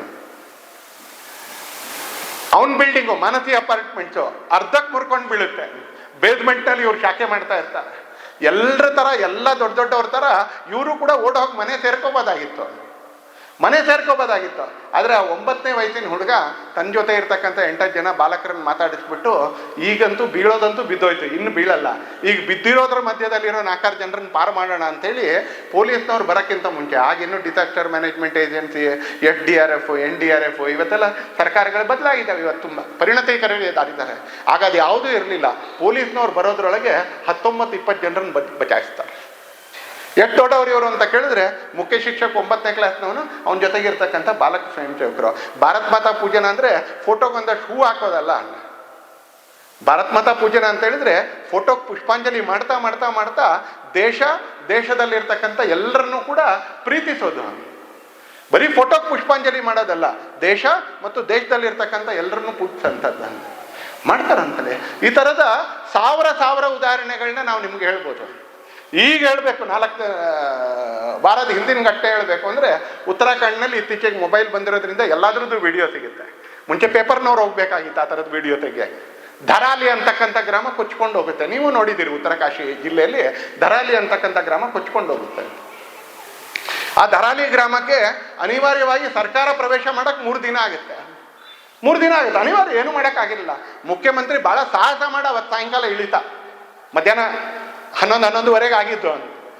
ನಾನು ಮುಖ್ಯಮಂತ್ರಿಗಳಿಗೆ ಫೋನ್ ಮಾಡಿದಾಗ ಪ್ರಯತ್ನ ಮಾಡ್ತಾ ಇದ್ದೀನಿ, ಎಲ್ಲೂ ಇಳಿಯೋಕ್ಕಾಗ್ತಾ ಇಲ್ಲ, ಎಲ್ಲೂ ಹೋಗೋಕ್ಕಾಗ್ತಾ ಇಲ್ಲ. 5 ಗಂಟೆ ಅಷ್ಟೊತ್ತಿಗೆ ಫೋನ್ ಮಾಡಿದ್ರು, ಇಲ್ಲ ಇಳಿದಿದ್ದೀನಿ, ಬಟ್ ಇಳಿದಿರೋನು ನಾನೊಬ್ಬನೇ, ನಾನು ಏನೂ ಮಾಡೋಕ್ಕಾಗಲ್ಲ, ಬಟ್ ಇಲ್ಲೇ ಇರ್ತೀನಿ ಇವತ್ತು ರಾತ್ರಿ ಅಂತ ಹೇಳಿದ್ರು ಅಂತ. ಆ ಧರಾಲಿ ಅಂತಕ್ಕಂಥ ಗ್ರಾಮಕ್ಕೆ ಸರ್ಕಾರ ಪ್ರವೇಶ ಮಾಡೋದು ಇಷ್ಟು ಕಷ್ಟ. 3.5 ಕಿಲೋಮೀಟ್ರು ಮಣ್ಣು ಜರ್ಕೊಂಬಂದ್ಬಿಟ್ಟಿತ್ತು. ಅದನ್ನು ದಾಟ್ಕೊಂಡು ನಡ್ಕೊಂಡು ಬರಬೇಕಾಗಿತ್ತು ಪೊಲೀಸ್ನವರು ಮತ್ತು ರೆವಿನ್ಯೂ ಆಫೀಸರ್ಸ್. ಭಾಳ ಕಷ್ಟಪಟ್ಟು ಮುಖ್ಯಮಂತ್ರಿ ಅಲ್ಲಿ ಲ್ಯಾಂಡ್ ಆಗ್ತಾರ ಅಂತಾನೆ. ಆದರೆ ಮುಖ್ಯಮಂತ್ರಿ ಲ್ಯಾಂಡ್ ಆಗೋಕ್ಕೆ ಭಾಳ ಕಷ್ಟ ಆಗುವಂಥ ಜಾಗದಲ್ಲಿ ಆ ಎಲ್ಲಿ ಆಪತ್ತು ನಡೆದಿತ್ತಲ್ಲ ಆ ಏರಿಯಾದಲ್ಲಿ ಇರ್ತಕ್ಕಂಥ ಸ್ವಯಂ ಸೇವಕರು ತಮ್ಮ ದುಃಖ ದೊಡ್ಡದು ಅಂತ ಅಂದ್ಕೊಳ್ಳಿಲ್ಲ. ಕೇಶವ್ ಕುಮಾರ್ ತರದ್ದೇ, ಹರೀಶ್ ಬಾಬು ತರದವರೇ ಒಬ್ಬರು ಸಂಘ ಚಾಲಕರಲ್ಲಿ, ವಿಭಾಗ ಸಂಘ ಚಾಲಕರು. ಆ ವಿಭಾಗ ಸಂಘ ಚಾಲಕರು ಅದೇ ಪರಿಸರದಲ್ಲಿ ಇದ್ದವರು. ಅವ್ರು ನಡೆಯಕ್ಕೆ ಸಾಧ್ಯ ಇತ್ತು, ನಡ್ಕೊಂಡು ಪರಿಹಾರ ಕೆಲಸದಲ್ಲಿ ತೊಡಗಕ್ಕೆ ಸಾಧ್ಯ ಇತ್ತು. ಅಕ್ಕಿ ಮೂಟೆ ಹೊತ್ಕೊಂಡು ವಿಭಾಗ ಸಂಘ ಚಾಲಕರು ಮನೆಗೆ ಹೋಗ್ಬಿಟ್ಟು ಪರಿಹಾರ ಶಿಬಿರಕ್ಕೆ ಅಕ್ಕಿ ಕೊಡುವಂಥ ಕೆಲಸ ಮಾಡ್ತಾರೆ. ವಿಭಾಗ ಸಂಘ ಚಾಲಕರು, ಅಲ್ಲಿನ ವಿಭಾಗ ಸಂಘ ಚಾಲಕರು ಹತ್ರ 12 ಮೂಟೆ ಸಣ್ಣ ಚೀಲ ಅಕ್ಕಿನ ಹೊತ್ಕೊಂಡೋಗಿ ಆ ಜಾಗಕ್ಕೆ ಕೊಡ್ತಾರೆ ಅಂತಾನೆ. ನಾನೇನಾದರೂ ಮಾಡಬೇಕು, ಅವ್ರು ಬರಲಿಲ್ಲ, ಇವ್ರು ಬರಲಿಲ್ಲ, ನಮಗೆ ಚೆನ್ನಾಗಿ ಗೊತ್ತು ಅಂತಾನೆ. ಸ್ಕೂಲಲ್ಲಿ ಟೀಚರ್ ಇಲ್ಲ, ಗೌರ್ಮೆಂಟ್ ಸ್ಕೂಲಲ್ಲಿ ಟೀಚರ್ ಇಲ್ಲ, ಟೀಚರ್ ಅಪಾಯಿಂಟ್ ಮಾಡ್ತಾ ಇಲ್ಲ, MLAಗೆ ಬೈ, ಜಿಲ್ಲಾ ಪಂಚಾಯತ್ ಮೆಂಬರ್ಗೆ ಬೈ, ಸರ್ಕಾರಕ್ಕೆ ಬೈತಾ ಇರೋ. ಆದರೆ ಆ ತಾಯಿಗೆ ಬೈತಾ ಇರೋ ಒಳಗೆ ಇಷ್ಟು ಗೊತ್ತಾಗೋದಿಲ್ಲ, ನಂದು ಡಿಗ್ರಿ ಆಗಿದೆ, ನಾನೇ 2 ಗಂಟೆ ಆ ಸ್ಕೂಲಲ್ಲಿ ಟೀಚರ್ ಸಿಗೋವರೆಗೂ ಪಾಠ ಮಾಡ್ಬೋದು ಅಂತ ಆ ತಾಯಿಗೆ ಅನ್ಸೋದೇ ಇಲ್ಲ, ಅಥವಾ ಆ ವ್ಯಕ್ತಿಗೆ ಅನ್ಸೋದೇ ಇಲ್ಲ. ಯಾರು MLAಗೆ, ಜಿಲ್ಲಾ ಪಂಚಾಯತ್ ಸದಸ್ಯರಿಗೆ, ಸರ್ಕಾರಕ್ಕೆ ಬೈತಾನೇ ಇರ್ತಾರೆ. ಸಂಘದ ಕಾರ್ಯಕರ್ತರು ಚಿಕ್ಕಮಗಳೂರು ಜಿಲ್ಲೆಯಲ್ಲಿ ಒಂದು ಗ್ರಾಮದಲ್ಲಿ ಊರಲ್ಲಿ ಮದುವೆ ಆಗಿ ಬಂದಿರತಕ್ಕಂಥ ಎಲ್ಲ ಹೆಣ್ಮಕ್ಳು ಒಂದು ಮೀಟಿಂಗ್ ಸೇರಿಸಿದ್ರು. 2 ವರ್ಷದಿಂದ ಪ್ರಯತ್ನ ಮಾಡ್ತಾ ಇದೀವಿ, ಟೀಚರ್ ಸಿಗ್ತಾ ಇಲ್ಲ, ನೀವೆಲ್ಲರೂ ಡಿಗ್ರಿ ಓದಿರೋರು, ಸರ್ವೆ ಮಾಡೇ ಸೇರಿಸ್ತಾ ಇದ್ದೀವಿ ಅಂತ ಹೇಳಿದ್ರು. 28 ಜನ ಹೆಣ್ಮಕ್ಳು ಮದುವೆ ಆಗ ಆ ಊರಿಗೆ ಬಂದಿದ್ದ. 28 ಜನ ಹೆಣ್ಮಕ್ಳು ಮದುವೆ ಆಗಿ ಊರಿಗೆ ಬಂದಿದ್ದಾರೆ, ರೈತಾಪಿ ಕುಟುಂಬದವರು. ಹೀಗಾಗಿ ಬೇರೆ ಏನು ಉದ್ಯೋಗ ಇಲ್ಲ, ನೀವು ಊರಿನಲ್ಲಿ ಸ್ಕೂಲ್ಗೋಸ್ಕರ 2 ಗಂಟೆ ಸಮಯ ಕೊಡ್ಬೋದಾ ಅಂತ ಕೇಳಿದ್ರು. ಎಲ್ಲ ತಾಯಂದ್ರು ಖುಷಿಯಲ್ಲಿ ನಾನು ಕೊಡ್ತೀನಿ ಅಂತ ಹೇಳಿದ್ರು. ಅಲ್ಲೇ ಕಾರ್ಯಕರ್ತರು ಅವ್ರನ್ನ ಡಿವೈಡ್ ಮಾಡಿದ್ರು. ಕನ್ನಡ ಕಲಿಸ್ಬೋದಾಗಿರೋರು ಎಷ್ಟು ಜನ, ಇಂಗ್ಲೀಷ್ ಕಲಿಸ್ಬೋದಾಗಿರೋರು ಎಷ್ಟು, ಮ್ಯಾಥಮೆಟಿಕ್ಸ್ ಕಲಿಸ್ಬೋದಾಗಿರೋರು ಎಷ್ಟು, ಸೈನ್ಸ್ ಕಲಿಸ್ಬೋದಾಗಿರೋರು ಎಷ್ಟು, ವಿಂಗಡಣೆ ಮಾಡಿದ್ರು. ಎಲ್ಲ ಸಬ್ಜೆಕ್ಟಿಗೂ 2-3 ಸಿಕ್ಕಿದ್ರು, ಕೆಲವು 5-6 ಜನ ಸಿಕ್ಕಿದ್ರು. ಅವರೆಲ್ಲರಿಗೂ ವಾರದ ಕ್ಲಾಸ್ಗಳನ್ನ ಅಲಾಟ್ ಮಾಡಿದ್ರು. ಟೀಚರ್ ಅಪಾಯಿಂಟ್ ಆಗಬೇಕು, ಹಕ್ಕದು ನಮ್ಮದು. MLA ಹತ್ರ ಜಗಳಾಡೋದು, ಜಿಲ್ಲಾ ಪಂಚಾಯತ್ ಮೆಂಬರ್ ಹತ್ರ ಜಗಳಾಡೋದು, ಸರ್ಕಾರದ ಹತ್ರ ಜಗಳಾಡೋದು ತಪ್ಪಲ್ಲ ಅಲ್ಲ. ಆದರೆ ಅವ್ರ ಹತ್ರ ಬರೀ ಜಗಳಾಡ್ತಾರೆ, ನಾವು ಕೈ ಚೆಲ್ಲಿ ಕೂತ್ಕೊಳ್ಳೋದು ಇದು ಸಂಘ ಅಲ್ಲ, ಇದು ಭಾರತ ಅಲ್ಲ. ಅವ್ರ ಹತ್ರ ಜಗಳಾಡ್ತಾ ಇರ್ಬೇಕು ಟೀಚರ್ ಅಪಾಯಿಂಟ್ಮೆಂಟ್ಗೆ. ಆದರೆ ಅಷ್ಟೊತ್ತು ಸ್ಕೂಲ್ಗೆ ಹೋಗ್ತಾ ಇರೋ ಮಕ್ಕಳು ಯಾರ ಮಕ್ಕಳು? ನಮ್ಮನೆ ಮಕ್ಕಳು. ಬೈದ್ರ ಮಕ್ಕಳು ವಿದ್ಯಾವಂತರಾಗೋದಿಲ್ಲ. ನಮ್ಮೂರಿನ 28 ಜನ ಹೆಣ್ಮಕ್ಳು ಮದುವೆಯಾಗಿ ಬಂದಿರೋರು ಡಿಗ್ರಿ ಓದೋರಿದ್ದಾರೆ. ಆ ಮಾತೆಯವ್ರನ್ನ ಸ್ಕೂಲಿಗೆ ತೊಡಗಿಸಿದ್ರು. 5-6 ವರ್ಷ ಸ್ಕೂಲ್ ಅದೇ ಥರ ನಡೀತು. ಟೀಚರ್ಗಳು ಒಬ್ಬೊಬ್ಬರೇ ಅಪಾಯಿಂಟ್ ಆಗ್ತಾ ಇದ್ರು. ಯಾವ ಲ್ಯಾಂಗ್ವೇಜ್, ಯಾವ ಭಾಷೆ, ಯಾವ ವಿಷಯದ ಟೀಚರ್ ಅಪಾಯಿಂಟ್ ಆಗ್ತಾ ಇದ್ರು ಅವ್ರಿಗೆ ರಜಾ ಕೊಡ್ತಿದ್ರು ಆ ಟೀಚರ್ಗಳು. ಕೆಲವು ಮಾತೆಯರು 5 ವರ್ಷದ ಕಾಲ ದಿನ ಹೋಗಿ 2 ಗಂಟೆ 3 ಗಂಟೆ ಕೆಲಸ ಮಾಡ್ತಿದ್ರು. ಸಂಘ ಎಲ್ಲಿ ಸಮಸ್ಯೆ ಇದೆಯೋ ಆ ಸಮಸ್ಯೆಯನ್ನು ಪರಿಹಾರ ಮಾಡೋದು ನಮ್ಮ ಕರ್ತವ್ಯ ಅಂತ ಅನ್ಕೊಂಡು ಮಾಡ್ತು. ಅದನ್ನು ಪ್ರಶಸ್ತಿಗೋಸ್ಕರ ಮಾಡಲಿಲ್ಲ, ಅದನ್ನು ಪ್ರಶಂಸೆಗೋಸ್ಕರ ಮಾಡಲಿಲ್ಲ, ಅದನ್ನು ಪದವಿಗೋಸ್ಕರ ಮಾಡಲಿಲ್ಲ. ಅದನ್ನು ಪ್ರಶಂಸೆ ಮಾಡಿದ್ರು, ಪರಿಹಾರ ಮಾಡಿದ್ರು, ಕಾಣೆ ಆಗೋದ್ರು. ಯಾರು ಮಾಡಿದ್ರು ಅಂತ ಗೊತ್ತಿಲ್ಲ ಹೆಸರು. ನನಗೂ ಈಗ ದರಾಲಿಯಲ್ಲಿ ಅಕ್ಕಿ ಮೂಟೆ ಹೊತ್ಕೊಂಡು ಬಂದಿರತಕ್ಕಂಥ ವಿಭಾಗ ಸಂಘ ಚಾಲಕರ ಮುಖ ನನಗೆ ಚೆನ್ನಾಗಿ ಪರಿಚಯ ಇದೆ, ಆದರೆ ಅವ್ರ ಹೆಸರು ನಂಗೆ ಗೊತ್ತಿಲ್ಲ. ಮಾನಸಿ ಅಪಾರ್ಟ್ಮೆಂಟ್ನಲ್ಲಿ 9ನೇ ಕ್ಲಾಸಿನ ಹುಡುಗ, ಯಾಕಂದ್ರೆ ನಾನಾಗಿ ಇಲ್ಲೇ ಬೆಂಗಳೂರಲ್ಲೇ ಪ್ರಚಾರಕ್ಕಾಗಿದ್ದೆ. ಆ ಇಡೀ ಘಟನೆ ನನಗೆ ಚೆನ್ನಾಗಿ ಗೊತ್ತು. ಆದರೆ ಆ ಹುಡುಗ ಯಾರು, ಅವನ ಹೆಸರು ನಮಗೆ ಗೊತ್ತಿಲ್ಲ.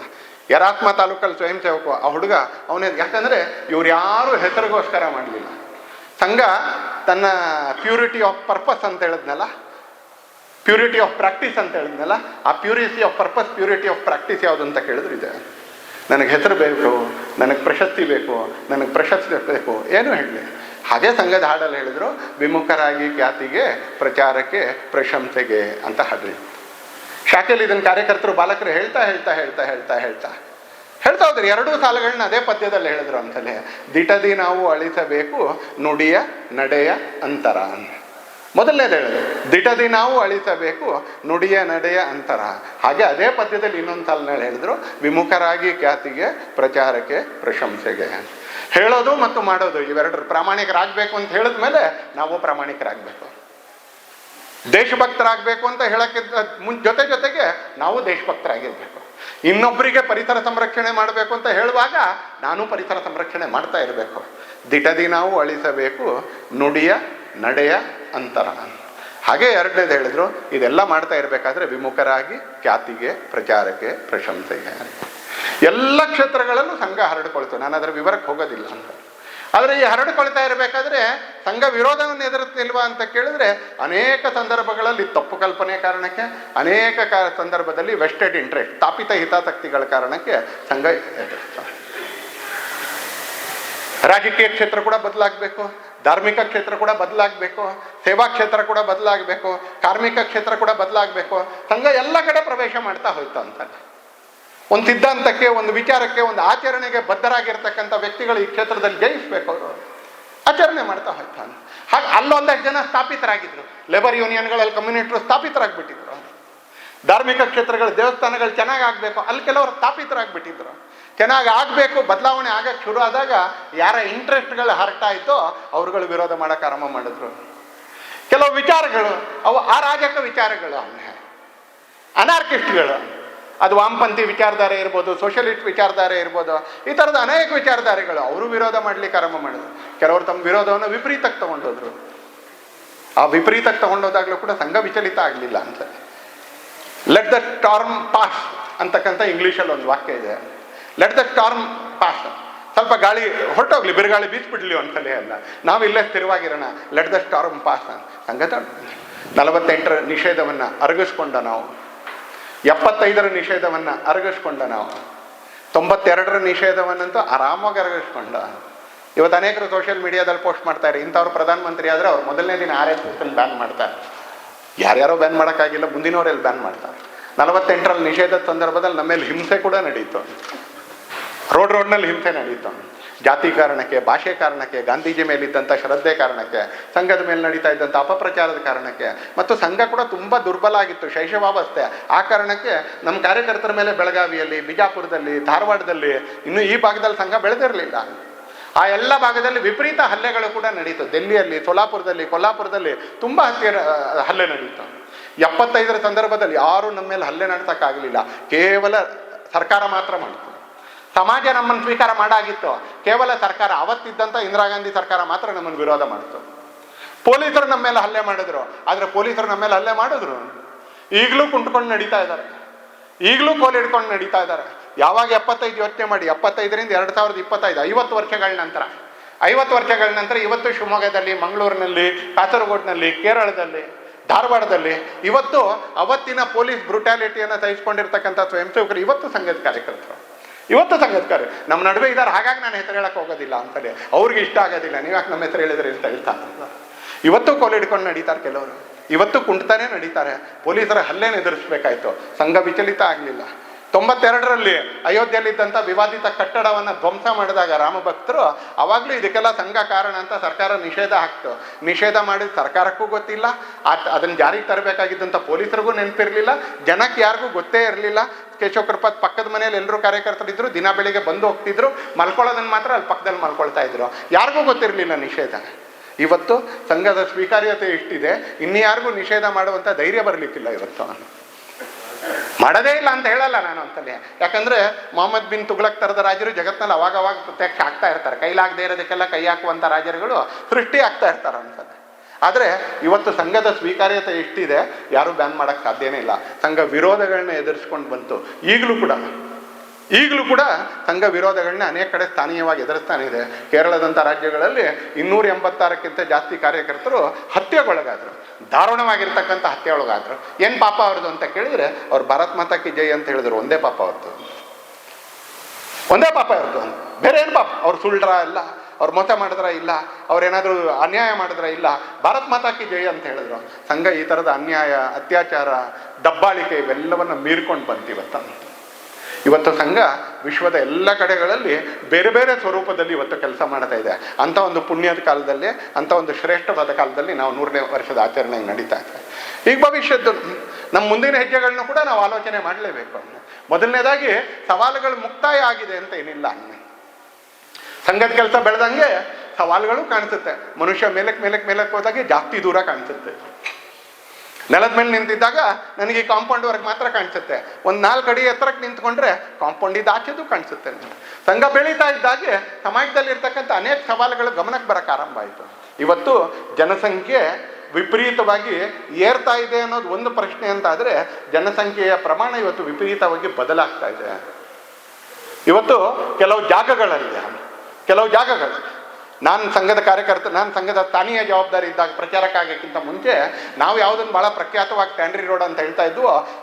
ಆ ಥರದ ಟ್ಯಾಂಡ್ರಿ ರೋಡ್ಗಳು ಮತ್ತು ಮೋದಿ ರೋಡ್ಗಳು ಪ್ರತಿ ಬಡಾವಣೆಯಲ್ಲೂ ಇವತ್ತು ಸೃಷ್ಟಿಯಾಗಿದ್ದಾವೆ. ಅಸಹಜವಾಗಿ ಎಲ್ಲ ಅನ್ಯಾಚುರಲ್ನೆಸ್ ಬರುತ್ತೋ ಅಲ್ಲಿ ಸಮಸ್ಯೆಗಳು ಸೃಷ್ಟಿ ಆಗುತ್ತೆ. ಯಾವುದೊಂದು ಡಿಮೋಗ್ರಫಿಕ್ ಪ್ರಾಬ್ಲಮ್ ಅಂತ ಹೇಳ್ತಾರೋ ಹಾಗೆ ಡಿಮೋಗ್ರಫಿಕ್ ಪ್ರಾಬ್ಲಮ್ ಇವತ್ತು ದೇಶದ ಗಡಿ ಭಾಗಗಳಲ್ಲಿ ವ್ಯಾಪಕವಾಗಿ ನಡೀತಾ ಇರಬೇಕಾದ್ರೆ ಅಲ್ಲಲ್ಲ ನಡಿಬೇಕಾದ್ರೂ ಕೂಡ ಬದಲಾಗ್ತಾ ಇದೆ. ಆ ಬದಲಾವಣೆ ಒಂದು ಷಡ್ಯಂತ್ರದ ಭಾಗವಾಗಿ ನಡೆದಾಗ, ಆ ಜನಸಂಖ್ಯೆ ಏನು ಪ್ರಮಾಣ ಬದಲಾಗುತ್ತೋ ಆ ಕಾರಣಕ್ಕೆ ಅಲ್ಲಿ ನಡಿಬಾರ್ದಾಗಿರುವಂಥ ಚಟುವಟಿಕೆಗಳು ನಡೆದಾಗ ಇದೊಂದು ಸವಾಲು. ಯಾವುದೇ ಜಾತಿ, ಯಾವುದೇ ಪಂಥ, ಯಾವುದೇ ಧರ್ಮದ ಆಚರಣೆಗಳು ಅವ್ರ ಪಾಡಿಗೆ ಅವ್ರು ಮಾಡಿದ್ರೆ ಏನು ಸಮಸ್ಯೆ ಏನಿಲ್ಲ ಅಂತಲೇ. ಆದರೆ ಯಾವುದೋ ಒಂದು ಹಂತದಲ್ಲಿ ಅಲ್ಲಿ ಗಣಪತಿ ಮೆರವಣಿಗೆ ಹೋಗೋಕ್ಕಾಗೋದಿಲ್ಲ, ಅಲ್ಲಿ ಅಮ್ಮನವ್ರ ಪೂಜೆಗೆ ಹೋಗ್ತಾ ಇರ್ತಕ್ಕಂಥ ನಮ್ಮ ತಾಯಂದ್ರು, ಅಕ್ಕ ತಂಗಿಯರು ಅವ್ರು ಗೌರವಯುತವಾಗಿ ನಡ್ಕೊಂಡು ಹೋಗೋಕ್ಕಾಗೋದಿಲ್ಲ ಅಂತ ಹೇಳಿದಾಗ ಅಲ್ಲಿ ಸಮಸ್ಯೆ ಆರಂಭ ಆಗುತ್ತೆ ಅಂತೇಳಿ. ಇವತ್ತು ಮುಂಚೆ ಅದು ಗಡಿ ಭಾಗದಲ್ಲಿತ್ತು, ಊರಿನಲ್ಲಿ ಒಂದು ಕಡೆ ಇತ್ತು. ಇವತ್ತು ಪ್ರತಿ ಬಡಾವಣೆಯಲ್ಲಿ ಅಂಥದ್ದೊಂದು ಜಾಗ ಸೃಷ್ಟಿ ಆಗ್ತಾ ಇದೆ. ಇವತ್ತು ಡಿಮೋಗ್ರಫಿಕ್ ಕಾನ್ಫ್ಲಿಕ್ಟ್ಗಳು ಎಲ್ಲ ಕಡೆಗಳಲ್ಲಿ ಬೆಳೀತಾ ಇದ್ದಾರೆ. ಎರಡನೇದು, ಹೇಗೆ ತಂತ್ರಜ್ಞಾನ ಬೆಳೀತಾ ಬಂತು, ಆ ತಂತ್ರಜ್ಞಾನದ ಕಾರಣಕ್ಕೆ ಇವತ್ತು ಮನೆಗಳಲ್ಲಿ ಏನು ಅಸಹಜತೆ, ಅಸ್ವಸ್ಥತೆ ನಿರ್ಮಾಣ ಆಗಬೇಕೋ ಅವೆಲ್ಲ ನಿರ್ಮಾಣ ಆಗ್ಲಿಕ್ಕೆ ಆರಂಭ ಆಗಿದೆ ಅಂಶ. ನೀವೇ ಯೋಚನೆ ಮಾಡಿಕೊಂಡ್ರೆ ನಿಮ್ಮ ಮನೇಲಿ ಇದಕ್ಕೆ ಯಾರೋ ಬದಲಾಗ್ತಾ ಇರ್ತಕ್ಕಂಥ ಮುಸ್ಲಿಂ ಜನಸಂಖ್ಯೆ ಕಾರಣ ಅಲ್ಲ, ನಡೀತಾ ಇರ್ತಕ್ಕಂಥ ಮತಾಂತರ ಕಾರಣ ಅಲ್ಲ, ಅಥವಾ ಇನ್ಯಾವುದೋ ರಾಜಕೀಯ ಶಕ್ತಿಗಳ ಕಾರಣ ಅಲ್ಲ, ಇನ್ಯಾವುದೋ ರಾಜಕೀಯ ಶಕ್ತಿ ಕಾರಣ ಅಲ್ಲ. ಆದರೆ ಕೈಯಲ್ಲಿ ಬಂದಿರತಕ್ಕಂಥ ಮೊಬೈಲ್ ಹಾವಳಿ ಕಾರಣಕ್ಕೆ ನಮ್ಮ ಮನೆ ಒಳಗಡೆ ಬಂದಿರತಕ್ಕಂಥ ಶಿಥಿಲತೆಗಳು ಎಷ್ಟು ಅಂತ ನೀವೇ ಯೋಚನೆ ಮಾಡಿ. ನಾನು ಹೋಗೋ ಅನೇಕ ಮನೆಗಳಲ್ಲಿ, ಅದ್ರ ಪೈಕಿ ಕೆಲವು ಮನೆಗಳಲ್ಲಿ ಮನೇಲಿ ಸಣ್ಣ ಮಗು ಅಳಕ್ಕೆ ಶುರು ಮಾಡಿದ್ರೆ ಮೊಬೈಲಲ್ಲಿ ಏನೋ ಒಂದು ಮೊಬೈಲ್ ಗೇಮ್ ಹಾಕ್ಬಿಟ್ಟು ಅದ್ರ ಕೈ ಕೊಟ್ಬಿಡ್ತಾರೋ ಅಂತಲ್ಲಿ. ಈ ತಾಯಿಗೆ ಕತೆ ಹೇಳೋದು, ಆ ಮನೇಲಿರ್ತಕ್ಕಂಥ ಅಜ್ಜಿಗೆ ಹಾಡು ಹೇಳೋದು, ಅಥವಾ ಮಗುನ ಇಟ್ಕೊಳ್ಳೋದು, ಮಗು ಜೊತೆ 2 ಗಂಟೆ 3 ಗಂಟೆ ಇರೋದು ಸ್ವಭಾವ ಕಳ್ಕೊಂಡ್ಬಿಟ್ಟಿದೆ ಅಂತಲ್ಲಿ. ಅದಕ್ಕೊಂದು ಮೊಬೈಲ್ ಕಟ್ಬಿಡ್ತಾರೆ. ಹೀಗೆ ತಂತ್ರಜ್ಞಾನದ ಕಾರಣಕ್ಕೆ ಮನೆ ಒಳಗಡೆ ಬಂದಿರತಕ್ಕಂಥ ಶಿಥಿಲತೆ, ಇದಕ್ಕೆ ಯಾರು ಹೊರಗಡೆ ಅವ್ರ ಕಾರಣ ಅಲ್ಲ, ಇದಕ್ಕೆ ನಾವು ಕಾರಣ ಅನ್ಸತ್ತೆ. ನಮ್ಮ ಜೀವನ ಶೈಲಿ ಕಾರಣಕ್ಕೆ ಇವತ್ತು ಪರಿಸರದ ಸಮಸ್ಯೆಗಳು ಏನು ಸೃಷ್ಟಿ ಆಗ್ತಾ ಇದೆ, ನಮ್ಮ ಜೀವನ ಶೈಲಿ ಕಾರಣಕ್ಕೆ ಏನು ಪರಿಸರದ ಸಮಸ್ಯೆಗಳು ಸೃಷ್ಟಿ ಆಗ್ತಾ ಇದೆ. ಇದಕ್ಕೆ ಯಾರೋ ಅಮೆರಿಕಾನೋ, ಇಂಗ್ಲೆಂಡೋ, ಸೌದಿ ಅರೇಬಿಯಾನೋ, ಕುವೈತೋ ಅವ್ರ ಕಾರಣ ಅಲ್ಲ, ಇದಕ್ಕೆ ನಾವೇ ಕಾರಣ ಅಂತ. ಸಂಘ ಇವೆಲ್ಲವನ್ನು ನಿಧಾನಕ್ಕೆ ಈ ಸವಾಲುಗಳನ್ನ ಅಡ್ರೆಸ್ ಮಾಡ್ಲಿಕ್ಕೆ ಆರಂಭ ಮಾಡ್ತಾನೆ. ಸಂಘ ಇವತ್ತು ಈ ಸಮಸ್ಯೆಗಳನ್ನ ಅಡ್ರೆಸ್ ಮಾಡ್ಲಿಕ್ಕೆ ಆರಂಭ ಮಾಡಿದ್ದಾನೆ. ಸಮಾಜ ಯಾವ ರೀತಿಯಲ್ಲಿ ಧನಾತ್ಮಕವಾಗಿ ಬದಲಾವಣೆ ಆಗಬೇಕೋ ಆ ರೀತಿಯಲ್ಲಿ ಧನಾತ್ಮಕವಾಗಿ ಬದಲಾವಣೆ ಆಗುವಂಥ ದಿಕ್ಕಿನಲ್ಲಿ ಸಂಘ ಕೆಲಸ ಮಾಡಬೇಕು. ಇವತ್ತು ಜಗತ್ತಿನಲ್ಲಿ ಈ ವಿಚಾರಗಳನ್ನ ಇಟ್ಕೊಂಡು ಕೆಲಸ ಮಾಡ್ತಾ ಇರ್ತಕ್ಕಂಥ ಒಂದು ಶ್ರೇಷ್ಠವಾಗಿರ್ತಕ್ಕಂಥ ಸಾಧನವಾಗಿ ಸಂಘ ಪರಿಣಾಮಗೊಂಡಿದೆ. ಇವತ್ತು ನಾವು ಯಾವ್ಯಾವ ವ್ಯಕ್ತಿಗಳನ್ನು ನಿರ್ಮಾಣ ಮಾಡಿ ಆಯಾಯ ಕ್ಷೇತ್ರಕ್ಕೆ ಕಳಿಸಿದ್ವೋ ಇವತ್ತು ಆ ಕ್ಷೇತ್ರದಲ್ಲಿ ಕೆಲಸ ಮಾಡ್ತಾ ಇರ್ತಕ್ಕಂಥ ವ್ಯಕ್ತಿಗಳು ಜಗತ್ತಿನಲ್ಲಿ ಈ ಸಂದೇಶವನ್ನು ಹರಡ್ತಾ ಇದ್ದಾರೆ. ಸಂಘ ಈ ದೇಶಕ್ಕೆ 2 ಅತ್ಯುತ್ತಮವಾಗಿರ್ತಕ್ಕಂಥ ಪ್ರಧಾನಮಂತ್ರಿಗಳನ್ನ ಕೊಡ್ತು. ಅಟಲ್ಜಿಯವ್ರನ್ನು ಕೊಡ್ತು, ನರೇಂದ್ರ ಮೋದಿ ಅವ್ರನ್ನು ಕೊಡ್ತು. ಅವರು ಪ್ರಧಾನಮಂತ್ರಿಗಳಾಗಿ ಒಂದಷ್ಟು ರಸ್ತೆ ನಿರ್ಮಾಣ ಮಾಡಿದ್ರು, ಒಂದಷ್ಟು ರೈಲ್ ನಿರ್ಮಾಣ ಮಾಡಿದ್ರು, ಅದು ಎರಡನೇ ಪ್ರಶ್ನೆ. ಆದರೆ ವಿಶ್ವಕ್ಕೆಂತ ಸಂದೇಶ ಕೊಟ್ಟರು ಅವರು. ಇತ್ತೀಚೆಗೆ G20 ನಡೆದಾಗ ಆ G20ಯ ಘೋಷವಾಕ್ಯ ಏನು ಅಂತ ಕೇಳಿದ್ರೆ, 1 ಅರ್ತ್ 1 ಫ್ಯಾಮಿಲಿ 1 ಎನ್ವಿರಾನ್ಮೆಂಟ್, ವಸುದೈವ ಕುಟುಂಬಕಂ ಅಂತಕ್ಕಂಥ ಶ್ರೇಷ್ಠವಾಗಿರ್ತಕ್ಕಂಥ ಸಂದೇಶವನ್ನು ನಾವು G20 ಸಂದರ್ಭದಲ್ಲಿ ಜಗತ್ತಿಗೆ ಕೊಡ್ತೀವಿ ಅಂತ. ಜಗತ್ತಿಗೆ ಕೊಡ್ತೀವಿ. G20ಯಲ್ಲಿ ನಾವು ಗ್ಲೋಬಲ್ ಸೌತ್ 128 ದೇಶಗಳಿರ್ತಕ್ಕಂಥ ಹಿಂದುಳಿದ ಪ್ರದೇಶವಾಗಿರ್ತಕ್ಕಂಥ ದಕ್ಷಿಣ ಸ್ಪಿಯರ್ ಏನಿದೆ ಅದರ ದೇಶಗಳಿಗೆ ನಾಯಕತ್ವ ಮಾಡ್ತೀವಿ ನಾವು. ಪರಿಸರ ಸಂರಕ್ಷಣೆಗೆ ಭಾರತ ಏನು ಕಮಿಟ್ಮೆಂಟ್ ಮಾಡಿದೆಯೋ ಆ ಕಮಿಟ್ಮೆಂಟನ್ನು ಪೂರೈಸುತ್ತೆ. ಇವೆಲ್ಲವೂ ಸಂಘದ ಸ್ವಯಂ ಸೇವಕ ಅನ್ನೋ ಕಾರಣಕ್ಕೆ ಪ್ರಧಾನಮಂತ್ರಿಗಳು ಅಥವಾ ಇನ್ಯಾರೋ ಮಾಡ್ಲಿಕ್ಕೆ ಸಾಧ್ಯ ಆಗಿರ್ತಕ್ಕ. ಯಾಕಂದ್ರೆ ಅವ್ರಿಗೆ ಈ ವಿಚಾರ ಸಿಕ್ಕಿದಲ್ಲಿ, ಅವ್ರಿಗೆ ಶಾಖೆಯಲ್ಲಿ, ಅವ್ರಿಗೆ ಸಂಘದ ಜೀವನದಲ್ಲಿ ಈ ವಿಚಾರ ಸಿಕ್ಕಿರ್ತಕ್ಕಂಥ. ಇವತ್ತು ಸ್ವಯಂ ಸೇವಕರು ತಾನು ಇರ್ತಕ್ಕಂಥ ಕ್ಷೇತ್ರಗಳಲ್ಲಿ ಅದನ್ನು ಬದಲಾವಣೆ ಮಾಡುವಂಥ ಕೆಲಸ ಮಾಡ್ತಾ ಇದ್ದಾರೆ. ಇವತ್ತು ನಾವು ಒಂದು ದಿಕ್ಕಿನಲ್ಲಿ ಮಾನವ ಸಮಾಜ ಎದುರಿಸ್ತಾ ಇರ್ತಕ್ಕಂಥ ಎಲ್ಲ ಸಮಸ್ಯೆಗಳಿಗೆ ಉತ್ತರ ಕೊಡುವಂಥ ಪ್ರಯತ್ನ ಮಾಡ್ತಾ ಇರಬೇಕಾದ್ರೆ ನಮ್ಮ ಪರಿಸರದಲ್ಲಿ ಇರ್ತಕ್ಕಂಥ ಕೆಲವು ಸಂಗತಿಗಳು ನಾವು ಉತ್ತರ ಕೊಡಬೇಕು. ಹಾಗಾಗಿ ಸಂಘ ಕಳೆದ 2 ವರ್ಷಗಳಿಂದ ಪಂಚ ಪರಿವರ್ತನ ಅಂತಕ್ಕಂಥ ಹೆಸರಿನಲ್ಲಿ 5 ಟ್ರಾನ್ಸ್ಫಾರ್ಮೇಷನ್, ಸೋಷಿಯಲ್ ಟ್ರಾನ್ಸ್ಫಾರ್ಮೇಷನ್ಸ್ ಅಂತಕ್ಕಂಥ ಹೆಸರಿನಲ್ಲಿ ಅದು 5 ಚಟುವಟಿಕೆಗಳನ್ನ ತಗೊಂಡು ನಾನು ಅದ್ರ ಬಗ್ಗೆ ಹೇಳಿ ನನ್ನ ಈ ವಿಷಯವನ್ನು ಮುಕ್ತಾಯ ಮಾಡ್ತೀನಿ ಅಂತಾನೆ. ಇವತ್ತು ನಾವು ಕಾರ್ಯಕ್ರಮದಲ್ಲಿ ಪಾಲ್ಗೊಂಡಿದ್ದೀವಿ ಅಥವಾ ಸಂಘದ ಸ್ವಯಂ ಸೇವಕರು ಆಗಿದ್ದೀವಿ ಅನ್ನೋದೊಂದೇ ಹೆಗ್ಗಳಿಕೆ ಅಲ್ಲ. ವಾಟ್ ಆಫ್ಟರ್ ದಟ್ ಅಂತ ನ್ಯೂಟನ್ ಒಂದು ಸಿದ್ಧಾಂತ ಕಂಡು ಹಿಡಿತಾನೆ. ನ್ಯೂಟನ್ನ 3ನೇ ನಿಯಮ ಇಲ್ಲಿ ಸೈನ್ಸ್ ಸ್ಟೂಡೆಂಟ್ಸ್ಗಳಿಗೆ ಎಲ್ರಿಗೂ ಗೊತ್ತಿದೆ. Action and reaction are equal and opposite ಅಂತ. ಅವನು ಅದಕ್ಕೆ ಅನೇಕ ನಿದರ್ಶನಗಳನ್ನು ಕೊಡ್ತಾನೆ. Action and reaction are equal and opposite. ಇದು ನ್ಯೂಟನ್ನ 3ನೇ ನಿಯಮ. ಇದು ಒಂದು 1ನೇ ನಿಯಮ ಇದೆ, 2ನೇ ನಿಯಮ ಇದೆ, 3ನೇ ನಿಯಮ ಇದೆ. 1ನೇದು 2 ಸ್ವಲ್ಪ ನನಗೂ ಹೇಳೋದು ಕಷ್ಟ, 3ನೇದು ನಿಮಗೂ ಸುಲಭ, ನನಗೂ ಸುಲಭ, ಅದಕ್ಕೆ ಹೇಳಿದ್ದೀನಿ ಅಂತಾನೆ. Action and reaction are equal and opposite ಅಂದರೆ ಏನು ಅಂತ ಕೇಳಿದ್ರೆ, ನಾನು ಯಾರಿಗೋ ಕಪಾಲ ಕೊಡಿದ್ರೆ ಅವನು ಅಷ್ಟೇ ತೀವ್ರವಾಗಿ ಕಪಾಲ ಕೊಡಿತಾನೆ, ಇದಲ್ಲ ಉತ್ತರ. ಇದು ಅದು ನ್ಯೂಟನ್ ಬರೋದಕ್ಕಿಂತ ಮುಂಚೆನೂ ಆ ನಿಯಮ ಇತ್ತು. ಅವನು ವಿಜ್ಞಾನದಲ್ಲಿ ಒಂದು ಸೂತ್ರ ಕಂಡುಹಿಡಿದ ಅಂತ ಹೇಳಿದ್ರೆ ಆ ವಿಜ್ಞಾನದ ಸೂತ್ರವನ್ನು ಮನುಷ್ಯನಿಗೆ ಒಳ್ಳೇದಾಗೋದಕ್ಕೆ ಹೇಗೆ ಉಪಯೋಗಿಸ್ಕೊಳ್ಬೋದು ಅಂತ ಯೋಚನೆ ಮಾಡಿದ್ರು. ಇವತ್ತು ನಡೀತಕ್ಕಂಥ ಎಲ್ಲ ಮೋಟಾರ್ಗಳು, ಎಲ್ಲ ಇಂಜಿನ್ಗಳು, ಎಲ್ಲ ಗಾಡಿಗಳು ನ್ಯೂಟನ್ನ 3ನೇ ನಿಯಮದ ಆಧಾರಿತವಾಗಿ ನಿರ್ಮಾಣ ಆಗಿರ್ತಕ್ಕಂಥದ್ದು. ನೀವೇನು ಚಲನೆ ಅಂತ ನೋಡ್ತೀರಿ, ಮೊಬಿಲಿಟಿ ಅಂತ ನೋಡ್ತೀರೋ ಅವೆಲ್ಲವೂ ನ್ಯೂಟನ್ನ 3ನೇ ನಿಯಮದ ಮೇಲೆ ಆಧಾರಿತವಾಗಿರ್ತಕ್ಕಂಥದ್ದು. ಹಾಗೆ ಸಂಘನೂ ಬೆಳೀತು. ಒಂದಿದ್ದು 1000 ಆಯಿತು, 1000 ಇದ್ದಿದ್ದು 50,000 ಆಯಿತು, 50,000 ಇದ್ದಿದ್ದು 85,000 ಆಯಿತು. ಏನು ಮಾಡ್ತಾ ಇರೋರು? ಕೇಳ್ತಾರೆ. ಸ್ವತಃ ಸ್ವಯಂ ಸೇವಕರು ಕೇಳ್ತಾರೆ. ನಾನು 20 ವರ್ಷ, 30 ವರ್ಷ, 40 ವರ್ಷದಿಂದ ಇದ್ದೀನಿ ಅಂದರೆ ನಾನೇನು ಮಾಡ್ತಾ ಇದ್ದೀನಿ ಅಂತ ನನಗೂ ಪ್ರಶ್ನೆ ಬರುತ್ತೆ, ಸಂಘಕ್ಕೂ ಪ್ರಶ್ನೆ ಬರುತ್ತೆ, ಜನಕ್ಕೂ ಪ್ರಶ್ನೆ ಬರುತ್ತೆ. ಆಯ್ತಪ್ಪ, ಗಣವೇಶ ತೊಗೊಂಡ್ರೆ ರೂಟ್ ಮಾರ್ಕ್ ಮಾಡಿದ್ರಿ, ಆಮೇಲೆ ಏನು? ಸಂಘ 5 ವಿಷಯಗಳನ್ನ ಆಯ್ಕೆ ಮಾಡ್ಕೊಂಡು ಮುಂದೆ ಹೋಗ್ತಾ ಇದೆ. ನಾನು ಇಲ್ಲಿರ್ತಕ್ಕಂಥ ಎಲ್ಲ ಸ್ವಯಂ ಸೇವಕರ ಹತ್ರ ವೈಯಕ್ತಿಕವಾಗಿ ನಿಮ್ಮ ಜೀವನದಲ್ಲಿ ಮೊದಲನೇದಾಗಿ, ಇದು ಬೇರೆಯವ್ರಿಗೆ ಹೇಳೋಕ್ಕಿಂತ ಮುಂಚೆ ವೈಯಕ್ತಿಕವಾಗಿ ನಮ್ಮ ಜೀವನದಲ್ಲಿ. 2ನೇದು ಸಾಮೂಹಿಕವಾಗಿ ನಮ್ಮ ಕುಟುಂಬದಲ್ಲಿ, ನಮ್ಮ ಮನೆಯವರು ಒಟ್ಟಿಗೆ ಕೂತ್ಕೊಂಡು ಇದನ್ನು ಹೇಗೆ ಮಾಡೋದು ಅಂತ ನಾವು ಯೋಚನೆ ಮಾಡಬೇಕು. ನಿಧಾನಕ್ಕೆ ನಮ್ಮ ಪರಿಸರದಲ್ಲಿ ಸುತ್ತಮುತ್ತಲಿನ ಮನೆಗಳಲ್ಲಿ ಬಟ್ಟ ಮಾಡಬೇಕು ಅಂತ ಇಲ್ಲವೇ ಇಲ್ಲ. ನಾನು ಪ್ರಚಾರಕ್ಕಾದ್ರೆ ನನ್ನ ಕಾರ್ಯಾಲಯದಲ್ಲಿ, 2ನೇದಾಗಿ ನನ್ನ ಕಾರ್ಯಾಲಯದಲ್ಲಿ ಇರ್ತಕ್ಕಂಥ ಉಳಿದವರೆಲ್ಲರ ಜೊತೆ, 3ನೇದಾಗಿ ನನ್ನ ಸುತ್ತಮುತ್ತ ಇರ್ತಕ್ಕಂಥ ಮನೆಗಳಲ್ಲಿ ಇವನ್ನ ಹೇಗೆ ಆಚರಣೆ ಮಾಡ್ಬೋದು ಯೋಚನೆ ಮಾಡಿ. ಇದು 5 ಶಬ್ದನೇ ಇರ್ಬೋದು, ಆದರೆ ಅದರಲ್ಲಿ ಯೋಚನೆ ಮಾಡಿದ್ರೆ ಅದರಲ್ಲಿ ತುಂಬ ಪದರಗಳು ಸಿಗ್ತಾ ಹೋಗುತ್ತೆ. You will get many layers out of it. ಒಂದು ಸ್ವದೇಶಿ ಅಂತ ಹೇಳಿದಾಗ you will get many layers out of it. ನೀವು ಯೋಚನೆ ಮಾಡಿದಾಗೆ ಮುಂದೆ ಹೋಗ್ತಾ ಇದ್ದಂಗೆ ಅನೇಕ ಪದರಗಳು ಸಿಗಕ್ಕೆ ಶುರು ಆಗಿದೆ. ಸಂಘ 5 ಉದ್ದೇಶಗಳನ್ನ ಇಟ್ಕೊಂಡು, 5 ಗುರಿ ಇಟ್ಕೊಂಡು, 5 ಲಕ್ಷ್ಯಗಳನ್ನ ಇಟ್ಕೊಂಡು ಭವಿಷ್ಯದ ಸವಾಲುಗಳಿಗೆ, ವರ್ತಮಾನದ ಸವಾಲುಗಳಿಗೆ ಉತ್ತರ ಕೊಡಲಿಕ್ಕೆ ಅಂತ ಹೊರಟಿದೆ ಅಂತಾನೆ. ಮೊದಲನೇದು ನಂಬರ್ ಮೇಲ್ ಕೆಳಗೆ ಆಗ್ಬೋದು. ಮೊದಲನೇದು ಪರಿಸರ ಸಂರಕ್ಷಣೆ. ನಮ್ಮ ಸುತ್ತಮುತ್ತ ಇರತಕ್ಕಂಥ ಪರಿಸರ ಇವತ್ತು ನಾವು ಉಳಿಯಕ್ಕೆ ಯೋಗ್ಯವಾಗಿದೆಯಾ ಅಂತ ಕೇಳಿದ್ರೆ ಯಲಹಂಕದ ಅಂತ ಭಾಗದಲ್ಲೂ, ರಾಜಾನಕುಂಟೆ ಅಂತ ಭಾಗದಲ್ಲೂ, ಸಿಂಗನಾಯಕನಹಳ್ಳಿ ಅಂತ ಭಾಗದಲ್ಲೂ ಇವತ್ತು ಭಾಳ ನಮ್ಗೆ ಉಳಿಯೋಕ್ಕೆ ಯೋಗ್ಯವಾಗಿದೆ ಅಂತ ಇಲ್ಲ. ಯಾರು ಮಾಡ್ಕೊಂಡಿರೋದು ಅಂತ ಕೇಳಿದ್ರೆ ನಾವೇ ಮಾಡ್ಕೊಂಡು. ಮುಂಚೆ ನಮ್ಮ ಬಾಲ್ಯದಲ್ಲಿ ನಾನು ಓದ್ತಾ ಇರುವಾಗ, ನಾನು ಹೈಸ್ಕೂಲಲ್ಲಿ ಓದ್ತಾ ಇರುವಾಗ ಇಡೀ ಹೈಸ್ಕೂಲಿಗೆ ನಂದು ಒಂದೇ ಪೆನ್ ಇರ್ತಿದ್ದು. ಇಡೀ 3 ವರ್ಷಕ್ಕೆ ಫಸ್ಟ್ PUC ಮಧ್ಯದಲ್ಲ ಸ್ವಲ್ಪ ಹಾಳಾಯಿತು, ಇನ್ನೊಂದು ಪೆನ್ ತಗೊಂಡೆ. ಅಷ್ಟೊತ್ತಿಗೆ ರೆನಾಲ್ಡ್ಸ್ ಎಲ್ಲ ಬರೋಕ್ಕೆ ಶುರು ಆಗಿಬಿಟ್ಟಿತ್ತು. ನಿಧಾನಕ್ಕೆ ನಮ್ಮದು ಪ್ರವೃತ್ತಿ ಬದಲಾವಣೆ ಆಗ್ತಿತ್ತು. ಪೆನ್ ಎಷ್ಟು ವರ್ಷದಿಂದ ನಮ್ಮ ಕೈಯಲ್ಲಿದೆ, ನಮ್ಮ ಜೋಬಲ್ಲಿದೆ ಅಂದರೆ, ಇಲ್ಲಿ ತುಂಬ ಜನರ ಪೆನ್ನು ನಿನ್ನೆನೋ ಮೊನ್ನೆನೋ ಕೊಂಡ್ಕೊಂಡಿರೋದು ಅಥವಾ ಎಲ್ಲ ಸಿಕ್ಕಿದ್ದು ನಮ್ಗೆ. ಮತ್ತು ಇದು ಎಷ್ಟು ದಿನ ಇರುತ್ತೆ ಅಂತ ಕೇಳಿದ್ರೆ, ಇನ್ನು 1-2 ದಿನ ಇರುತ್ತೆ ಭಾಳ ಜನ ದೊಡ್ಡವ್ರಿಗೆ. ಸ್ವಲ್ಪ ಸ್ಕೂಲ್ಗೆ ಹೋಗ್ತಾ ಇದ್ರೆ ಮಕ್ಕಳು, ಅವ್ರ ಹತ್ರ ಇನ್ನೊಂದು ವರ್ಷ ಇರ್ಬೋದು, ದೊಡ್ಡವರಾದರೆ ಇನ್ನು 1-2 ದಿನ ಇರುತ್ತೆ ಅಂತಾರೆ. ಮುಂಚೆ ಪೆನ್ ಜೊತೆಗೆ ಅಟ್ಯಾಚ್ಮೆಂಟ್ ಇತ್ತು. ಮೊನ್ನೆ ಯಾರೋ ಬಂದಿದ್ರು ಭೇಟಿಯಾಗಿ ದಿಲ್ಲಿಲಿ, ಕರ್ನಾಟಕದ. ಹೇಳ್ತಾರೆ, ನನಗೆ ಚಿಕ್ಕನ್ನಲ್ಲಿ ನೀವೊಂದು ಪೆನ್ ಕೊಟ್ಟಿದ್ರಿ ಅಂತ ಆ ಹೆಣ್ಮಗಳು ಪೆನ್ ತೆಗೆದು ತೋರಿಸಿದ್ರು ಅಂತಾರೆ. ನನಗೆ ಚಿಕ್ಕನ್ನಲ್ಲಿ ಪೆನ್ ಕೊಟ್ಟಿದ್ರಿ ಅಂದರೆ, ಪೆನ್ ಒಂದು ನೆನಪುಗಳ ಜೊತೆಗಿರುತ್ತೆ, ಮೆಮರಿ ಜೊತೆಗಿರುತ್ತೆ. ಇವತ್ತು ಯೂಸ್ ಆ್ಯಂಡ್ ಥ್ರೋ. ಯಾವುದೇ ವಸ್ತು ಉಪಯೋಗಿಸೋದು ಹೇಗೆ ಅಂದರೆ, ಉಪಯೋಗಿಸಿ ಅದನ್ನು ಬಿಸಾಕಿ. ಇದರಿಂದ ಹೊರಗೆ ಬರ್ಬೋದಾ ನಾವು? ಮರ ನೆಡಬೇಕು, ಪ್ಲಾಸ್ಟಿಕ್ ನಿಷೇಧ ಮಾಡಬೇಕು, ಉಪಯೋಗಿಸಬಾರ್ದು. ಆದರೆ ಉಪಯೋಗಿಸೋ ವಸ್ತುಗಳನ್ನೇ ಕಡಿಮೆ ಮಾಡ್ಕೊಳ್ಬೋದಾ? ಪದೇ ಪದೇ ಉಪಯೋಗಿಸ್ಬೋದಾ? ಸಸ್ಟೈನೇಬಿಲಿಟಿ, ಸಂಘ ಪರಿಸರ ಸಂರಕ್ಷಣೆ. ನಾನು ವಿಸ್ತಾರವಾಗಿ ಹೇಳೋದಿಲ್ಲ, ಯೋಚನೆ ಮಾಡಿದ್ರೆ ತುಂಬ ಸಂಗತಿಗಳನ್ನ ಹೇಳ್ಬೋದು ನಾವು. ನಾನು ಶಿವಮೊಗ್ಗ ಜಿಲ್ಲೆಯಲ್ಲಿ ಜಿಲ್ಲಾ ಪ್ರಚಾರಕ್ಕಾಗಿದ್ದಾಗ ಅಲ್ಲಿನ ಒಂದು ಮಠದವರು ಒಂದು ಅಭಿಯಾನ ಆರಂಭ ಮಾಡಿದ್ರು. ನಾನು ಹೇಳಿದ್ರೆ ನಗು ಬರುತ್ತೆ ನಿಮಗೆ ಅಂತ. ಅವರು, ಆ ಮಠದ ಸ್ವಾಮೀಜಿಗಳು ತನ್ನ ಸಮಾಜದವರೆಲ್ಲರಿಗೂ ಒಂದು ಸಂಕಲ್ಪ ಕೊಡ್ತಾ ಇದ್ರು, 10 ಚೊಂಬಲ್ ಸ್ನಾನ ಮಾಡಬೇಕು ಅಂತ. ಶಿವಮೊಗ್ಗ ಜಿಲ್ಲೆಯಲ್ಲಿ ವಿಪರೀತ ಮಳೆ ಬರುತ್ತೆ. ನಾನು ಅವ್ರಿಗೆ ಕೇಳಿದ್ದೆ, ಇಷ್ಟೊಂದು ಮಳೆ ಬರುತ್ತೆ, ಇಲ್ಲಿ ಯಾಕೆ ಹೇಳ್ತಾ ಇದ್ದೀರಿ ಅಂತ.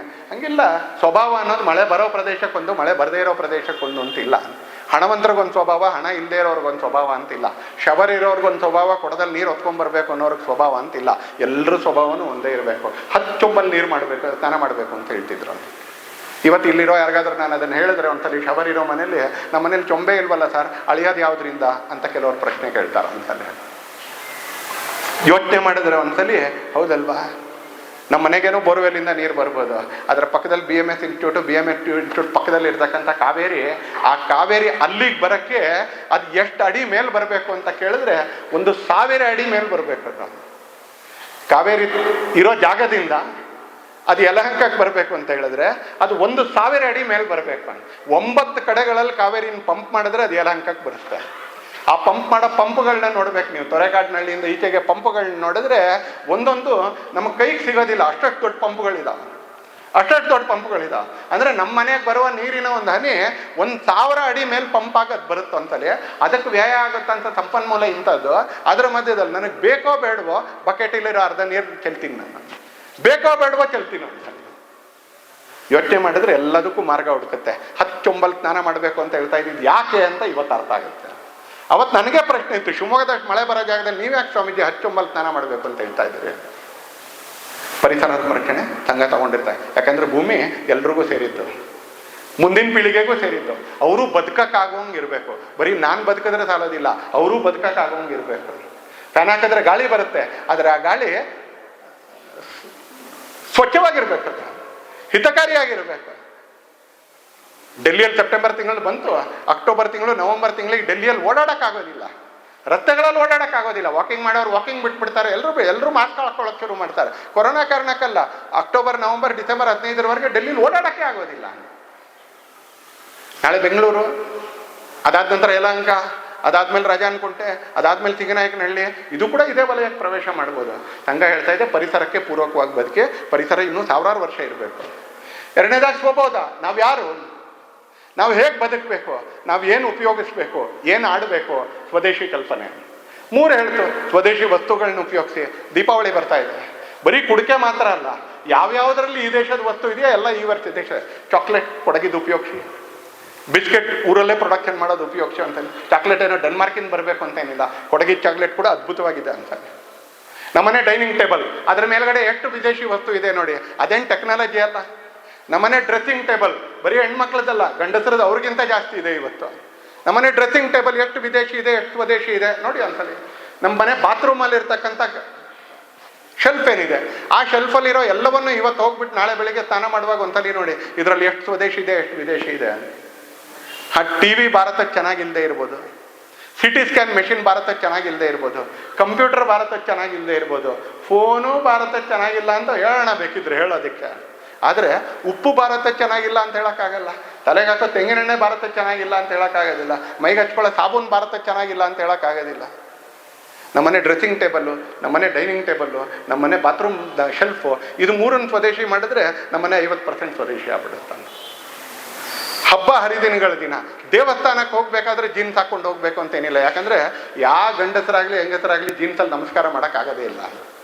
ದೇವಸ್ಥಾನಕ್ಕೆ ಹೋದ್ಮೇಲೆ ನಮಸ್ಕಾರ ಮಾಡಬೇಕಲ್ಲ. ನಾವೇ ಯಾರ ಥರ ಒಂದು ಸ್ವಲ್ಪ ಮಂಡಿಗೆ ನಮಸ್ಕಾರ ಮಾಡೋದಲ್ಲ, ಕರ್ನಾಟಕದಲ್ಲಿ ಪಾದಕ್ಕೆ ನಮಸ್ಕಾರ ಮಾಡಬೇಕು, ಕರ್ನಾಟಕದಲ್ಲಿ ಸಾಷ್ಟಾಂಗ ನಮಸ್ಕಾರ ಮಾಡಬೇಕು. ನಾವೆಲ್ಲ ಎಡಗಲೆ ಒಂದು ಸ್ವಲ್ಪ ಹಿಂಗೆ ಕೈ ಮುಟ್ಟಿದ್ರೆ ಆಗೋದಿಲ್ಲ, ನಮಗೆ ಪಾದಕ್ಕೆ ನಮಸ್ಕಾರ ಮಾಡಬೇಕು. ದೇವಸ್ಥಾನದಲ್ಲಿ ಪೂಜೆಗೆ ಅನುಕೂಲ ಆಗ್ತಕ್ಕಂಥ, ಮನೆಗೆ ಅನುಕೂಲ ಆಗತಕ್ಕಂಥ ವೇಷ ಹಾಕ್ಬೋದಲ್ಲ ಒಂದ್ಸಲಿ. ಮನೇಲಿ ಉಪಯೋಗಿಸೋ ಭಾಷೆ ಭಾರತದ ಭಾಷೆ ಆಗ್ಬೋದಲ್ಲ ಅಂತಲ್ಲಿ. ಅಪ್ಪ ಅಮ್ಮ ಅಕ್ಕ ತಂಗಿ ಚಿಕ್ಕಪ್ಪ ಚಿಕ್ಕಮ್ಮ, ಪಲ್ಯ ಸಾಂಬಾರು ಸಾರು ಕೂಟು ಅನ್ನ ಚಿತ್ರಾನ್ನ, ಮನೇಲಿ ಉಪಯೋಗಿಸೋವಂಥ ಶಬ್ದಗಳು ಅದು ಕನ್ನಡದಲ್ಲೋ ತೆಲುಗುನಲ್ಲೋ ಮಲಯಾಳದಲ್ಲೋ ಬಂಗಾಳಿಲೋ ಒಡಿಯಾದಲ್ಲೋ. ಅದಕ್ಕೆ ಯಾಕೆ ಇಂಗ್ಲೀಷ್ ಬೇಕು ಅಂತ ಸೈಡ್ಸ್ ಬಡಿಸ್ಲಾ ಅಂತೆ. ಏನು ಸೈಡ್ಸ್ ಅಂದರೆ ಏನು? ಅದು ಕೋಸಂಬರಿಯೋ, ಅದು ಪಲ್ಯವೋ, ಅದು ಗೊಜ್ಜೋ, ಅದು ಚಟ್ನಿಯೋ, ಯಾವುದದು ಸೈಡ್ಸ್ ಅಂದರೆ? ಕಲರ್ ರೈಸ್ ಬರುತ್ತಲ್ಲ ಅಂತ ಬರುತ್ತೆ, ಎಲ್ಲ ಬರುತ್ತೆ ಅಂತಾರೆ. ಆ ಕಲರ್ ರೈಸ್ ಅಂದರೆ ಯಾವುದದು? ಹಳದಿ ಇದ್ರೆ ನಮ್ಮ ದೇಶದಲ್ಲಿ ಚಿತ್ರಾನ್ನ. ಪ್ರತಿಯೊಂದಕ್ಕೂ ಶಬ್ದ ಇದೆ ಅಂತಾರೆ. ನಮಗೆ ಬೇಕಾಗಿರುವಂಥ ಅದಕ್ಕೆ ಭಾರತದ ಭಾಷೆಗಳನ್ನ ಬಳಸ್ಬೋದಾ? ಇಷ್ಟೇ. ಮೂರನೇದು ಸಾಮಾಜಿಕ ಸದ್ಭಾವನೆ. ಜಾತಿಯ ಕಾರಣಕ್ಕೆ ಭಾಷೆಯ ಕಾರಣಕ್ಕೆ ಅಂತರ ಇರಬಾರ್ದು ನಮ್ಮ ಹತ್ರ, ಮೇಲು ಕೀಳು ಅನ್ನೋದು ಇರಬಾರ್ದು. ಮನೆಯ ಆಚರಣೆಗಳಲ್ಲಿ ಮೇಲು ಕೀಳು ಇರಬಾರ್ದು. ಮೂರನೇದು. ನಾಲ್ಕನೇದು ಮೌಲ್ಯಯುತವಾಗಿರ್ತಕ್ಕಂಥ ಕುಟುಂಬಗಳಾಗಬೇಕು. ಅಪ್ಪ ಅಮ್ಮ ಅಜ್ಜ ಅಜ್ಜಿ ಮೊಮ್ಮಕ್ಕಳು. ಮನೆಯಲ್ಲಿ ಒಂದು ಒಂದು ಒಂದು ಒಳ್ಳೆ ವಾತಾವರಣ ಇರಬೇಕು. ಒಂದು ಒಳ್ಳೆ ವಾತಾವರಣ. ಒಂದು ಕಾಲೇಜಲ್ಲಿ ಒಬ್ಬ ಟೀಚರು ಸಿಲೆಬಸ್ ಮುಗಿದಿದೆ ಅಂತ ಕ್ಲಾಸಲ್ಲಿ ಇದ್ದಂಥ ಎಲ್ಲ ಹೆಣ್ಮಕ್ಳಿಗೆ ಒಂದು ಪ್ರಶ್ನೆ ಕೇಳ್ತಾರೆ. ಸಿಲೆಬಸ್ ಮುಗಿದಿತ್ತು, ಹೀಗೆ ಇನ್ಫಾರ್ಮಲ್ ಆಗಿ ನಿಮ್ಮ ಬೆಸ್ಟ್ ಫ್ರೆಂಡ್ ಯಾರು ಅಂತ ಪ್ರಶ್ನೆ ಕೇಳ್ತಾರೆ. ಅಲ್ಲಿ ಇದ್ದವರೆಲ್ಲ ಯಾರ್ದೋ ಒಬ್ರದ್ದು ಹೆಸರು ಹೇಳ್ತಾರೆ. ಇವತ್ತೆಲ್ಲ ಬೆಸ್ಟ್ ಫ್ರೆಂಡ್ ಅಂತ ಒಂದು ಬಂದಿದೆ, ಎಲ್ಲದರಲ್ಲೂ ಜೊತೆಗಿರ್ತಾರೆ ಅನ್ನೋರು. ಸ್ವಲ್ಪ ನೆಗೆಟಿವ್, ಅದು ಭಾಳ ಪಾಸಿಟಿವ್ ಅಂತೇನಿಲ್ಲ. ಎಲ್ಲರ ಹೆಸರು ಹೇಳ್ತಾ ಹೋಗ್ತಾರೆ. ಒಬ್ಬ ಹೆಣ್ಮಕ್ಳು ಎದ್ದು ನಿಂತ್ಕೊಂಡವಳು ಅವಳು ಹೇಳ್ತಾಳೆ ನಮ್ಮಮ್ಮ ನನ್ನ ಬೆಸ್ಟ್ ಫ್ರೆಂಡು ಅಂತ ಹೇಳ್ತಾರೆ. ಟೀಚರು ಸೇರಿಸಿ ಉಳಿದವರೆಲ್ಲರೂ ನಗ್ತಾರೆ ನಮ್ಮಮ್ಮ ಬೆಸ್ಟ್ ಫ್ರೆಂಡು ಅಂತ ಹೇಳಿದಾಗ. ನಾ ಹೇಳ್ದಲ್ಲ ಒಂದು ಸ್ವಲ್ಪ ನೆಗೆಟಿವ್ ಅದು ಅನ್ನೋದಕ್ಕೆ. ಟೀಚರ್ ಅದೇ ಥರದ ನೆಗೆಟಿವ್ ಪ್ರಶ್ನೆ ಕೇಳ್ತಾರೆ. ನಿಮ್ಮಮ್ಮಂಗೆ ನೀನು ಮಾಡೋದೆಲ್ಲ ಹೇಳ್ತೀಯಾ ಅಂತ ಕೇಳ್ತಾರೆ. ನಾನು ಹೇಳಿದ್ದು ಕನ್ನಡದ ಕಾರಣ ಕೆಲವ್ರಿಗೆ ಅರ್ಥ ಆಗದೆ ಇರ್ಬೋದು. ಆ ಟೀಚರ್ ಆ ಹೆಣ್ಮಗಳಿಗೆ ಕೇಳ್ತಾರೆ, PUC ಓದ್ತಾ ಇದ್ದಂಥ ಹೆಣ್ಮಗಳಿಗೆ, ನೀನು ಮಾಡೋದೆಲ್ಲ ನಿಮ್ಮ ಅಮ್ಮಂಗೆ ಹೇಳ್ತೀಯಾ ಅಂತ. ಆ ಹೆಣ್ಮಗಳಿಗೆ ಒಂದು ಸ್ವಲ್ಪ ಸಿಟ್ಟು ಬರುತ್ತೆ ಅಂತೇಳಿ ಆಕೆ 2 ವಾಕ್ಯ ಹೇಳ್ತಾರೆ. Value based system, value based family ಅಂತ ಹೇಳಿದ್ರೆ ಲೆಕ್ಕ ಹಾಕಿ ಅಂತಲ್ಲಿ ಈ ಥರದ ಸಂಗತಿಗಳ. ಆಕೆ 2 ವಾಕ್ಯ ಹೇಳ್ತಾಳೆ. ನಾನು ಮಾಡೋದನ್ನೆಲ್ಲ ನಮ್ಮ ಅಮ್ಮಂಗೆ ಹೇಳ್ತೀನಿ ಅಂತ ಹೇಳಿ 2ನೇ ವಾಕ್ಯನೂ ಟೀಚರ್ ತಮಾಷೆ ಮಾಡಿದ್ರಲ್ಲ ಅದಕ್ಕೋಸ್ಕರ 2ನೇ ವಾಕ್ಯನೂ ಹೇಳ್ತಾಳೆ, ನಾನು ಅಮ್ಮಂಗೆ ಹೇಳ್ಬೋದಾಗಿರೋದನ್ನು ಮಾತ್ರ ಮಾಡ್ತೀನಿ ಅಂತ. 2 ವಾಕ್ಯ ಹೇಳ್ತಾಳೆ. ನಾನು ಮಾಡೋದನ್ನೆಲ್ಲ ನಮ್ಮ ಅಮ್ಮಂಗೆ ಹೇಳ್ತೀನಿ, ನಮ್ಮ ಅಮ್ಮಂಗೆ ಏನು ಹೇಳ್ಬೋದು ಅದನ್ನು ಮಾತ್ರ ಮಾಡ್ತೀನಿ ಅಂತ. ಇವತ್ತು ನಮ್ಮ ಮನೆಗಳಲ್ಲಿ ಎಷ್ಟು ಧೈರ್ಯ ಇದೆ ಇದನ್ನು ಹೇಳೋಕ್ಕೆ? ಯಾರ ಕೈಗೆ ಬೇಕಾದರೂ ಮೊಬೈಲ್ ಕೊಟ್ಟು ಹೋಗ್ತೀವ ನಾವು? ಸ್ನಾನ ಮಾಡೋಕ್ಕೆ ಹೋಗಬೇಕು, ಸ್ವಲ್ಪ ಇಟ್ಕೊಂಡಿರಿ, ಯಾರ್ದೋ ಒಬ್ರದ್ದು ಫೋನ್ ಬರುತ್ತೆ ಅಂತ ಕೊಟ್ಟೋಗೋ ಧೈರ್ಯ ಇದೆಯಾ ನಮಗೆ? ಪಾಸ್ವರ್ಡ್ ಬೇರೆ ಅಕೌಂಟಿದ್ದು ಪಾಸ್ವರ್ಡ್ ಬೇರೆ, ಅದನ್ನು ಯಾರಿಗೂ ಕೊಡಬೇಕು ಅಂತೇನಿಲ್ಲ. ಬಾಟಕ್ಕೆ ಅಂತ 1.5 ಗಂಟೆ ಬರಬೇಕು. ಈಗಲೂ ಸಿಕ್ಕಿಸ್ಕೊಂಡೇ ಬರ್ತೀನಿ ಎಲ್ಲಾದರೂ ಮೊಬೈಲನ್ನು, ಯಾರಾದರೂ ತಗೊಂಬಿಟ್ರೆ ಕಷ್ಟ ಅಂತ. ಇವತ್ತು ಓಪನ್ ಇಲ್ಲ ಮೊಬೈಲು ಅಂತ, ಇನ್ನೊಬ್ರಿಗೆ ಕೊಡೋಕ್ಕಾಗಲ್ಲ ಮೊಬೈಲನ್ನು. ಹಾಗೆ ಮನೇಲಿ ಮಕ್ಕಳು ಕೂಡ ಅಂತ. ಯಾಕೆ ಕೋಣೆಗಳು ಬೇಕು ಅಂತ ಕೇಳಿದ್ರೆ ಸಾರ್ವಜನಿಕವಾಗಿ ಇರೋಕ್ಕೆ ಆಗಲ್ಲ. ಇವತ್ತು ಸಾರ್ವಜನಿಕವಾಗಿ ಇರೋಕ್ಕೆ ಆಗೋದಿಲ್ಲ. ಯಾಕೆ ಪರಿಸ್ಥಿತಿ ಸಾರ್ವಜನಿಕವಾಗಿ ಇರೋಕ್ಕಾಗೋದಿಲ್ಲ? ಹೈಡ್ ಮಾಡುವಂಥದ್ದು ಮನೆಗಳಲ್ಲಿ ಯಾಕೆ ಇರಬೇಕು? ಯೋಚನೆ ಮಾಡಬೇಕು ಎಲ್ಲ ಮನೆಗಳು. ನಾಳೆ ಬೆಳಿಗ್ಗೆಯಿಂದ ಇದಕ್ಕೆ ರೂಲ್ಸ್ ಮಾಡೋಕ್ಕಾಗಲ್ಲ. ಮನೆ ರೂಲ್ಸಿಂದ ನಡೆಯಲ್ಲ, ಯಾವ ಮನೇನೂ ರೂಲ್ಸಿಂದ ನಡೆಯಲ್ಲ. ಬೆಳಿಗ್ಗೆ 8:30 ತಿಂಡಿ, 12:30 ಊಟ. ಇದು ಕೇಶವ ಕೃಪಾದಲ್ಲಿ ಬೋರ್ಡ್ ಹಾಕ್ಬೋದು, ಮನೆಯಲ್ಲಿ ಬೋರ್ಡ್ ಹಾಕೋಕ್ಕಾಗಲ್ಲ. ಮನೆ ನಿಯಮದಿಂದ ನಡೆಯಲ್ಲ. ಮನೆ ಪದ್ಧತಿಯಿಂದ, ಸಿಸ್ಟಮ್ಸಿಂದ, ಪ್ರೋಸೆಸ್ಸಿಂದ, ನಡವಳಿಕೆಯಿಂದ, ಆಚರಣೆಯಿಂದ, ಆ್ಯಟಿಟ್ಯೂಡಿಂದ, ಮನೋಭಾವದಿಂದ ಮನೆ ನಡೆಯುತ್ತೆ ಅಂತಲೇ. ಹಾಗೆ ಒಂದು ಕುಟುಂಬ ಆ ಥರದೊಂದು ವ್ಯಾಲ್ಯೂ, ಅದು ಸಮಾಜಕ್ಕೆ ಒಂದು ರೀತಿಯಲ್ಲಿ ಶಕ್ತಿ ಆಗಬೇಕು. ಪ್ರತಿ ಕುಟುಂಬನೂ ಸಮಾಜಕ್ಕೊಂದು ಶಕ್ತಿ ಆಗಬೇಕು. 4ನೇದು ನಾಗರಿಕ ಶಿಕ್ಷಣ. 5ನೇದು ನಾಗರಿಕ ಕರ್ತವ್ಯ. ಸಮಾಜದಲ್ಲಿ ನಾವು ಒಟ್ಟಿಗೆ ಇರಬೇಕಾದ್ರೆ, ವಿಶೇಷವಾಗಿ ಅರ್ಬನ್ ಕೇಂದ್ರಗಳ ನಿರ್ಮಾಣ ಆದಮೇಲೆ ನಾವು ಒಂದಷ್ಟು ಕಾಮನ್ ನಿಯಮಗಳನ್ನ ನಾವು ಪಾಲಿಸ್ಬೇಕು. ರಸ್ತೆಯಲ್ಲಿ ಎಡಗಡೆಗೆ ಹೋಗೋದು, ಫುಟ್ಪಾತ್ ಆದರೆ ಬಲಗಡೆಯಲ್ಲಿ ಹೋಗೋದು ಅಂತಲೇ ಸಾಮಾನ್ಯ ನಿಯಮಗಳು.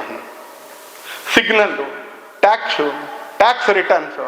ನಾನು ದೊಡ್ಡವನು, ನನಗೇನು ಕೇಳೋದು, ನನ್ನ ಲೀಡ್ರ್ ನಾನು. ಹಾಗಾಗಲ್ಲ ಅಂತ ಎಡವಟ್ಟಾಗುತ್ತೆ ಅಂತಲೇ. ಎಷ್ಟು ಟ್ರಾಫಿಕ್ ಜಾಮ್ಗಳು ನಾವು ಅನುಭವಿಸ್ತೀವಿ ಅಂತಲೇ. ಎಲ್ಲ ಟ್ರಾಫಿಕ್ ಜಾಮ್ಗಳು ಯಾರೋ ಒಬ್ಬ ಗಾಡಿಯವನ ಕಾರಣಕ್ಕೆ ಅನುಭವಿಸೋದು, ಎಲ್ಲರ ಕಾರಣಕ್ಕಲ್ಲ, ಒಬ್ಬನ ಕಾರಣ. ಅವನೊಬ್ಬನಿಗೆ ಅನ್ಸುತ್ತೆ ನಾನು ಮೊದಲು ಹೋಗ್ಬೇಕು ಎಲ್ರಿಗಿಂತ. ಅವನು ಹೋಗೋದಿಲ್ಲ, ಆಮೇಲೆ ನಾವು ಯಾರೂ ಹೋಗಲ್ಲ. ಅವನಾದ್ರೂ ಹೋಗ್ತಾರ ಅಂತ ಹೇಳಿದ್ರೆ ಬಿಟ್ಬಿಡ್ಬೋದು, ಆತನೂ ಹೋಗಲ್ಲ, ನಾವು ಯಾರು ಹೋಗೋದಿಲ್ಲ. ಯಾಕೆ? ಅಲ್ಲೊಂದು ಕಾಮನ್ ರೂಲ್ಸ್ ಇದೆ, ಒಬ್ಬರಿಂದ ಒಬ್ರು ಹೋಗ್ಬೇಕು. ಒಬ್ಬ ಅದನ್ನು ಭಂಗ ಮಾಡೋಕ್ಕೆ ಪ್ರಯತ್ನ ಪಡ್ತಾನೆ. ಸಿವಿಕ್ ಡ್ಯೂಟೀಸ್ ಅಂತ ಇದಾವೆ, ನಾಗರಿಕ ಕರ್ತವ್ಯಗಳು ಅಂತಿದೆ. ಸಂಘ ಈ 5 ಇವತ್ತು ತಗೊಂಡು ಮುಂದೆ ಹೊರಟಿದೆ ಅಂತೇಳಿ. ಪರಿಸರ ಸಂರಕ್ಷಣೆ, ಸ್ವದೇಶಿ, ಸ್ವಬೋಧ, ಪರಿಸರ ಸಂರಕ್ಷಣೆ, ಕುಟುಂಬ ಪ್ರಬೋಧನ ಮತ್ತು ನಾಗರಿಕ ಕರ್ತವ್ಯ. ಇದು ಜಗತ್ತಿಗೆ ಇದು, ಕೇವಲ ಭಾರತಕ್ಕಲ್ಲ, ಕೇವಲ ಹಿಂದೂಗಳಿಗಲ್ಲ, ಕೇವಲ ಸ್ವಯಂ ಸೇವಕರಿಗೂ ಕೂಡ ಅಲ್ಲ. It is not only for us, it is not only for swayamsevak, it is for everyone. ಒಟ್ಟಿಗೆ ಮನುಷ್ಯ ಬದುಕಬೇಕಾದ್ರೆ ನಾವು ಕೆಲವು ಸಮಾನವಾಗಿರ್ತಕ್ಕಂಥ ಅಂಶಗಳನ್ನ ನಿಯಮಗಳ ಥರ ಮಾಡ್ಕೊಂಡು ನಾವು ಬದುಕ್ತಾವೆ, ನಮ್ಮ ದೇಶದಲ್ಲಿ ಬದುಕ್ತಾವೆ. ಆ ಕಾರಣಕ್ಕೆ ನಾವು ಲಕ್ಷಾಂತರ ವರ್ಷಗಳಿಂದ ಬದುಕೊಂಡು ಬರ್ತಾ ಇದ್ದೀವಿ. ಇದನ್ನೇ ಇವತ್ತಿನ ಪೀಳಿಗೆಗೂ ನೆನಪು ಮಾಡಿಕೊಡ್ಬೇಕು, ಜಗತ್ತಿನ ಬೇರೆ ದೇಶಗಳಿಗೂ ನೆನಪು ಮಾಡಿಕೊಡ್ಬೇಕು ಅಂತಕ್ಕಂಥ ಒಂದು ಕರ್ತವ್ಯ ಜೊತೆಗೆ ಇವತ್ತು ತಗೊಂಡಿದ್ದೀವಿ. ಹಾಗೆ ಕೆಲವು ಸವಾಲುಗಳು ಇದೆ, ಹಾಗೆ ಪಂಚಪರಿವರ್ತನದ ಕೆಲಸನೂ ಇದೆ. ಇವತ್ತು 100 ವರ್ಷ ಆಗಿರ್ತಕ್ಕಂಥ ಸಂದರ್ಭದಲ್ಲಿ ಈ ಸವಾಲುಗಳಿಗೂ ನಾವು ಉತ್ತರ ಕೊಡಬೇಕು, ಹಾಗೆ ಈ ಪಂಚಪರಿವರ್ತನದ ಕೆಲಸಗಳಿಗೂ ನಾವು ಉತ್ತರ ಕೊಡಬೇಕು, ಅದಕ್ಕೂ ಮುಂದೆ ತಗೊಂಡು ಹೋಗ್ಬೇಕಂತ. 100ನೇ ವರ್ಷದ ಸಂದರ್ಭದಲ್ಲಿ ಇದು ಮತ್ತೆ ವಿಶ್ರಾಂತಿ ತಗೊಳ್ಳುವಂಥ ಸಂಭ್ರಮದಲ್ಲಿ ಕಳೀತಕ್ಕಂಥ ಸಮಯ ಅಲ್ಲ. ನಾನು ಆಗಲೇ ಪೂಜನೀಯ ಮೋಹನ್ಜಿ ಭಾಗವತರು ಹೇಳಿರ್ತಕ್ಕಂಥ ವಾಕ್ಯ ಆರಂಭದಲ್ಲೇ ಹೇಳ್ತೇನೆ ನಿಮ್ಗೆ ಒಂದ್ಸಲಿ. 100 ವರ್ಷ ಆಗಿದೆ ಅನ್ನೋದು ಆತ್ಮಾವಲೋಕನಕ್ಕೆ, ಚಿಂತನೆಗೆ ಹಚ್ಚತಕ್ಕಂಥ ಸಂದರ್ಭ. 100 ವರ್ಷ ಆದಮೇಲೆ ಇನ್ನೂ ನಮ್ಮ ಕೆಲಸ ಪೂರ್ತಿ ಯಾಕಾಗಲಿಲ್ಲ? ನಮ್ಗೆ ಹೊಸ ಗಣವೇಶ ಮಾರಾಟ ಆಗುತ್ತೆ, ಹೆಮ್ಮೆ ವಿಷಯ ಅಲ್ಲ ಇದು. ಮಾರಾಟ ಆಗಲೇಬೇಕು, ಹೆಮ್ಮೆ ವಿಷಯ ಅಲ್ಲ. ಸಂಘ ಸಮಾಜದಲ್ಲಿ ಏನೋ ಒಂದು ಕೆಲಸ ಮಾಡಿ ಮುಗಿಸ್ಬೇಕು ಅಂತಿತ್ತಲ್ಲ, ಅದು ಇನ್ನೂ ಮುಗಿಲಿಲ್ವಲ್ಲ 100 ವರ್ಷ ಆದಮೇಲೂ ಕೂಡ. ಈಗಲೂ ಕೂಡ ಹಿಂದೂ ಹೆಸರಿಟ್ಕೊಂಡಿರೋರು ರಾಮನನ್ನು ಈಗಲೂ ವಿರೋಧ ಮಾಡ್ತಾರೆ.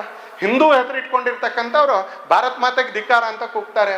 ಹಿಂದೂ ಹೆಸರಿಟ್ಕೊಂಡಿರ್ತಕ್ಕಂಥವ್ರು ಮತಾಂತರಕ್ಕೆ ಪ್ರೋತ್ಸಾಹ ಕೊಡ್ತಾರೆ. ಹಿಂದೂ ಹೆಸರಿಟ್ಕೊಂಡಿರ್ತಕ್ಕಂಥವ್ರು ಭಾರತಕ್ಕೆ ವಿರೋಧ ಮಾಡ್ತಾರೆ. ಎಷ್ಟು ದಿನಗಳ ಕಾಲ ಹೀಗೆ ಇರಬೇಕು?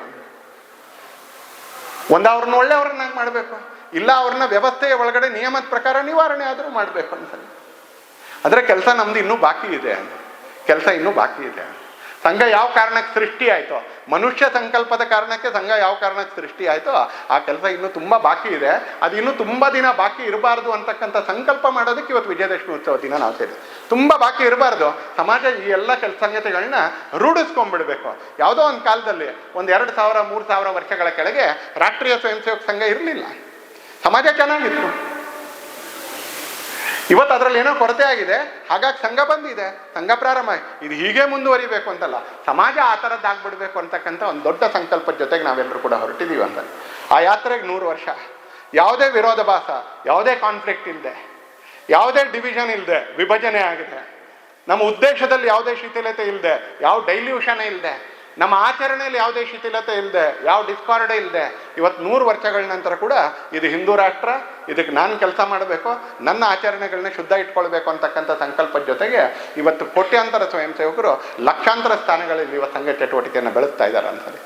ಈ ಸವಾಲುಗಳನ್ನ ಎದುರಿಸ್ತಕ್ಕಂಥ ಒಂದು ಸ್ಥಿತಿಯನ್ನು ಪಂಚಪರಿವರ್ತನೆಗೆ ನಾವು ಮಾಧ್ಯಮ ಆಗ್ತೇವೆ. We should become the medium for the social transformation that the Sangh is aiming for.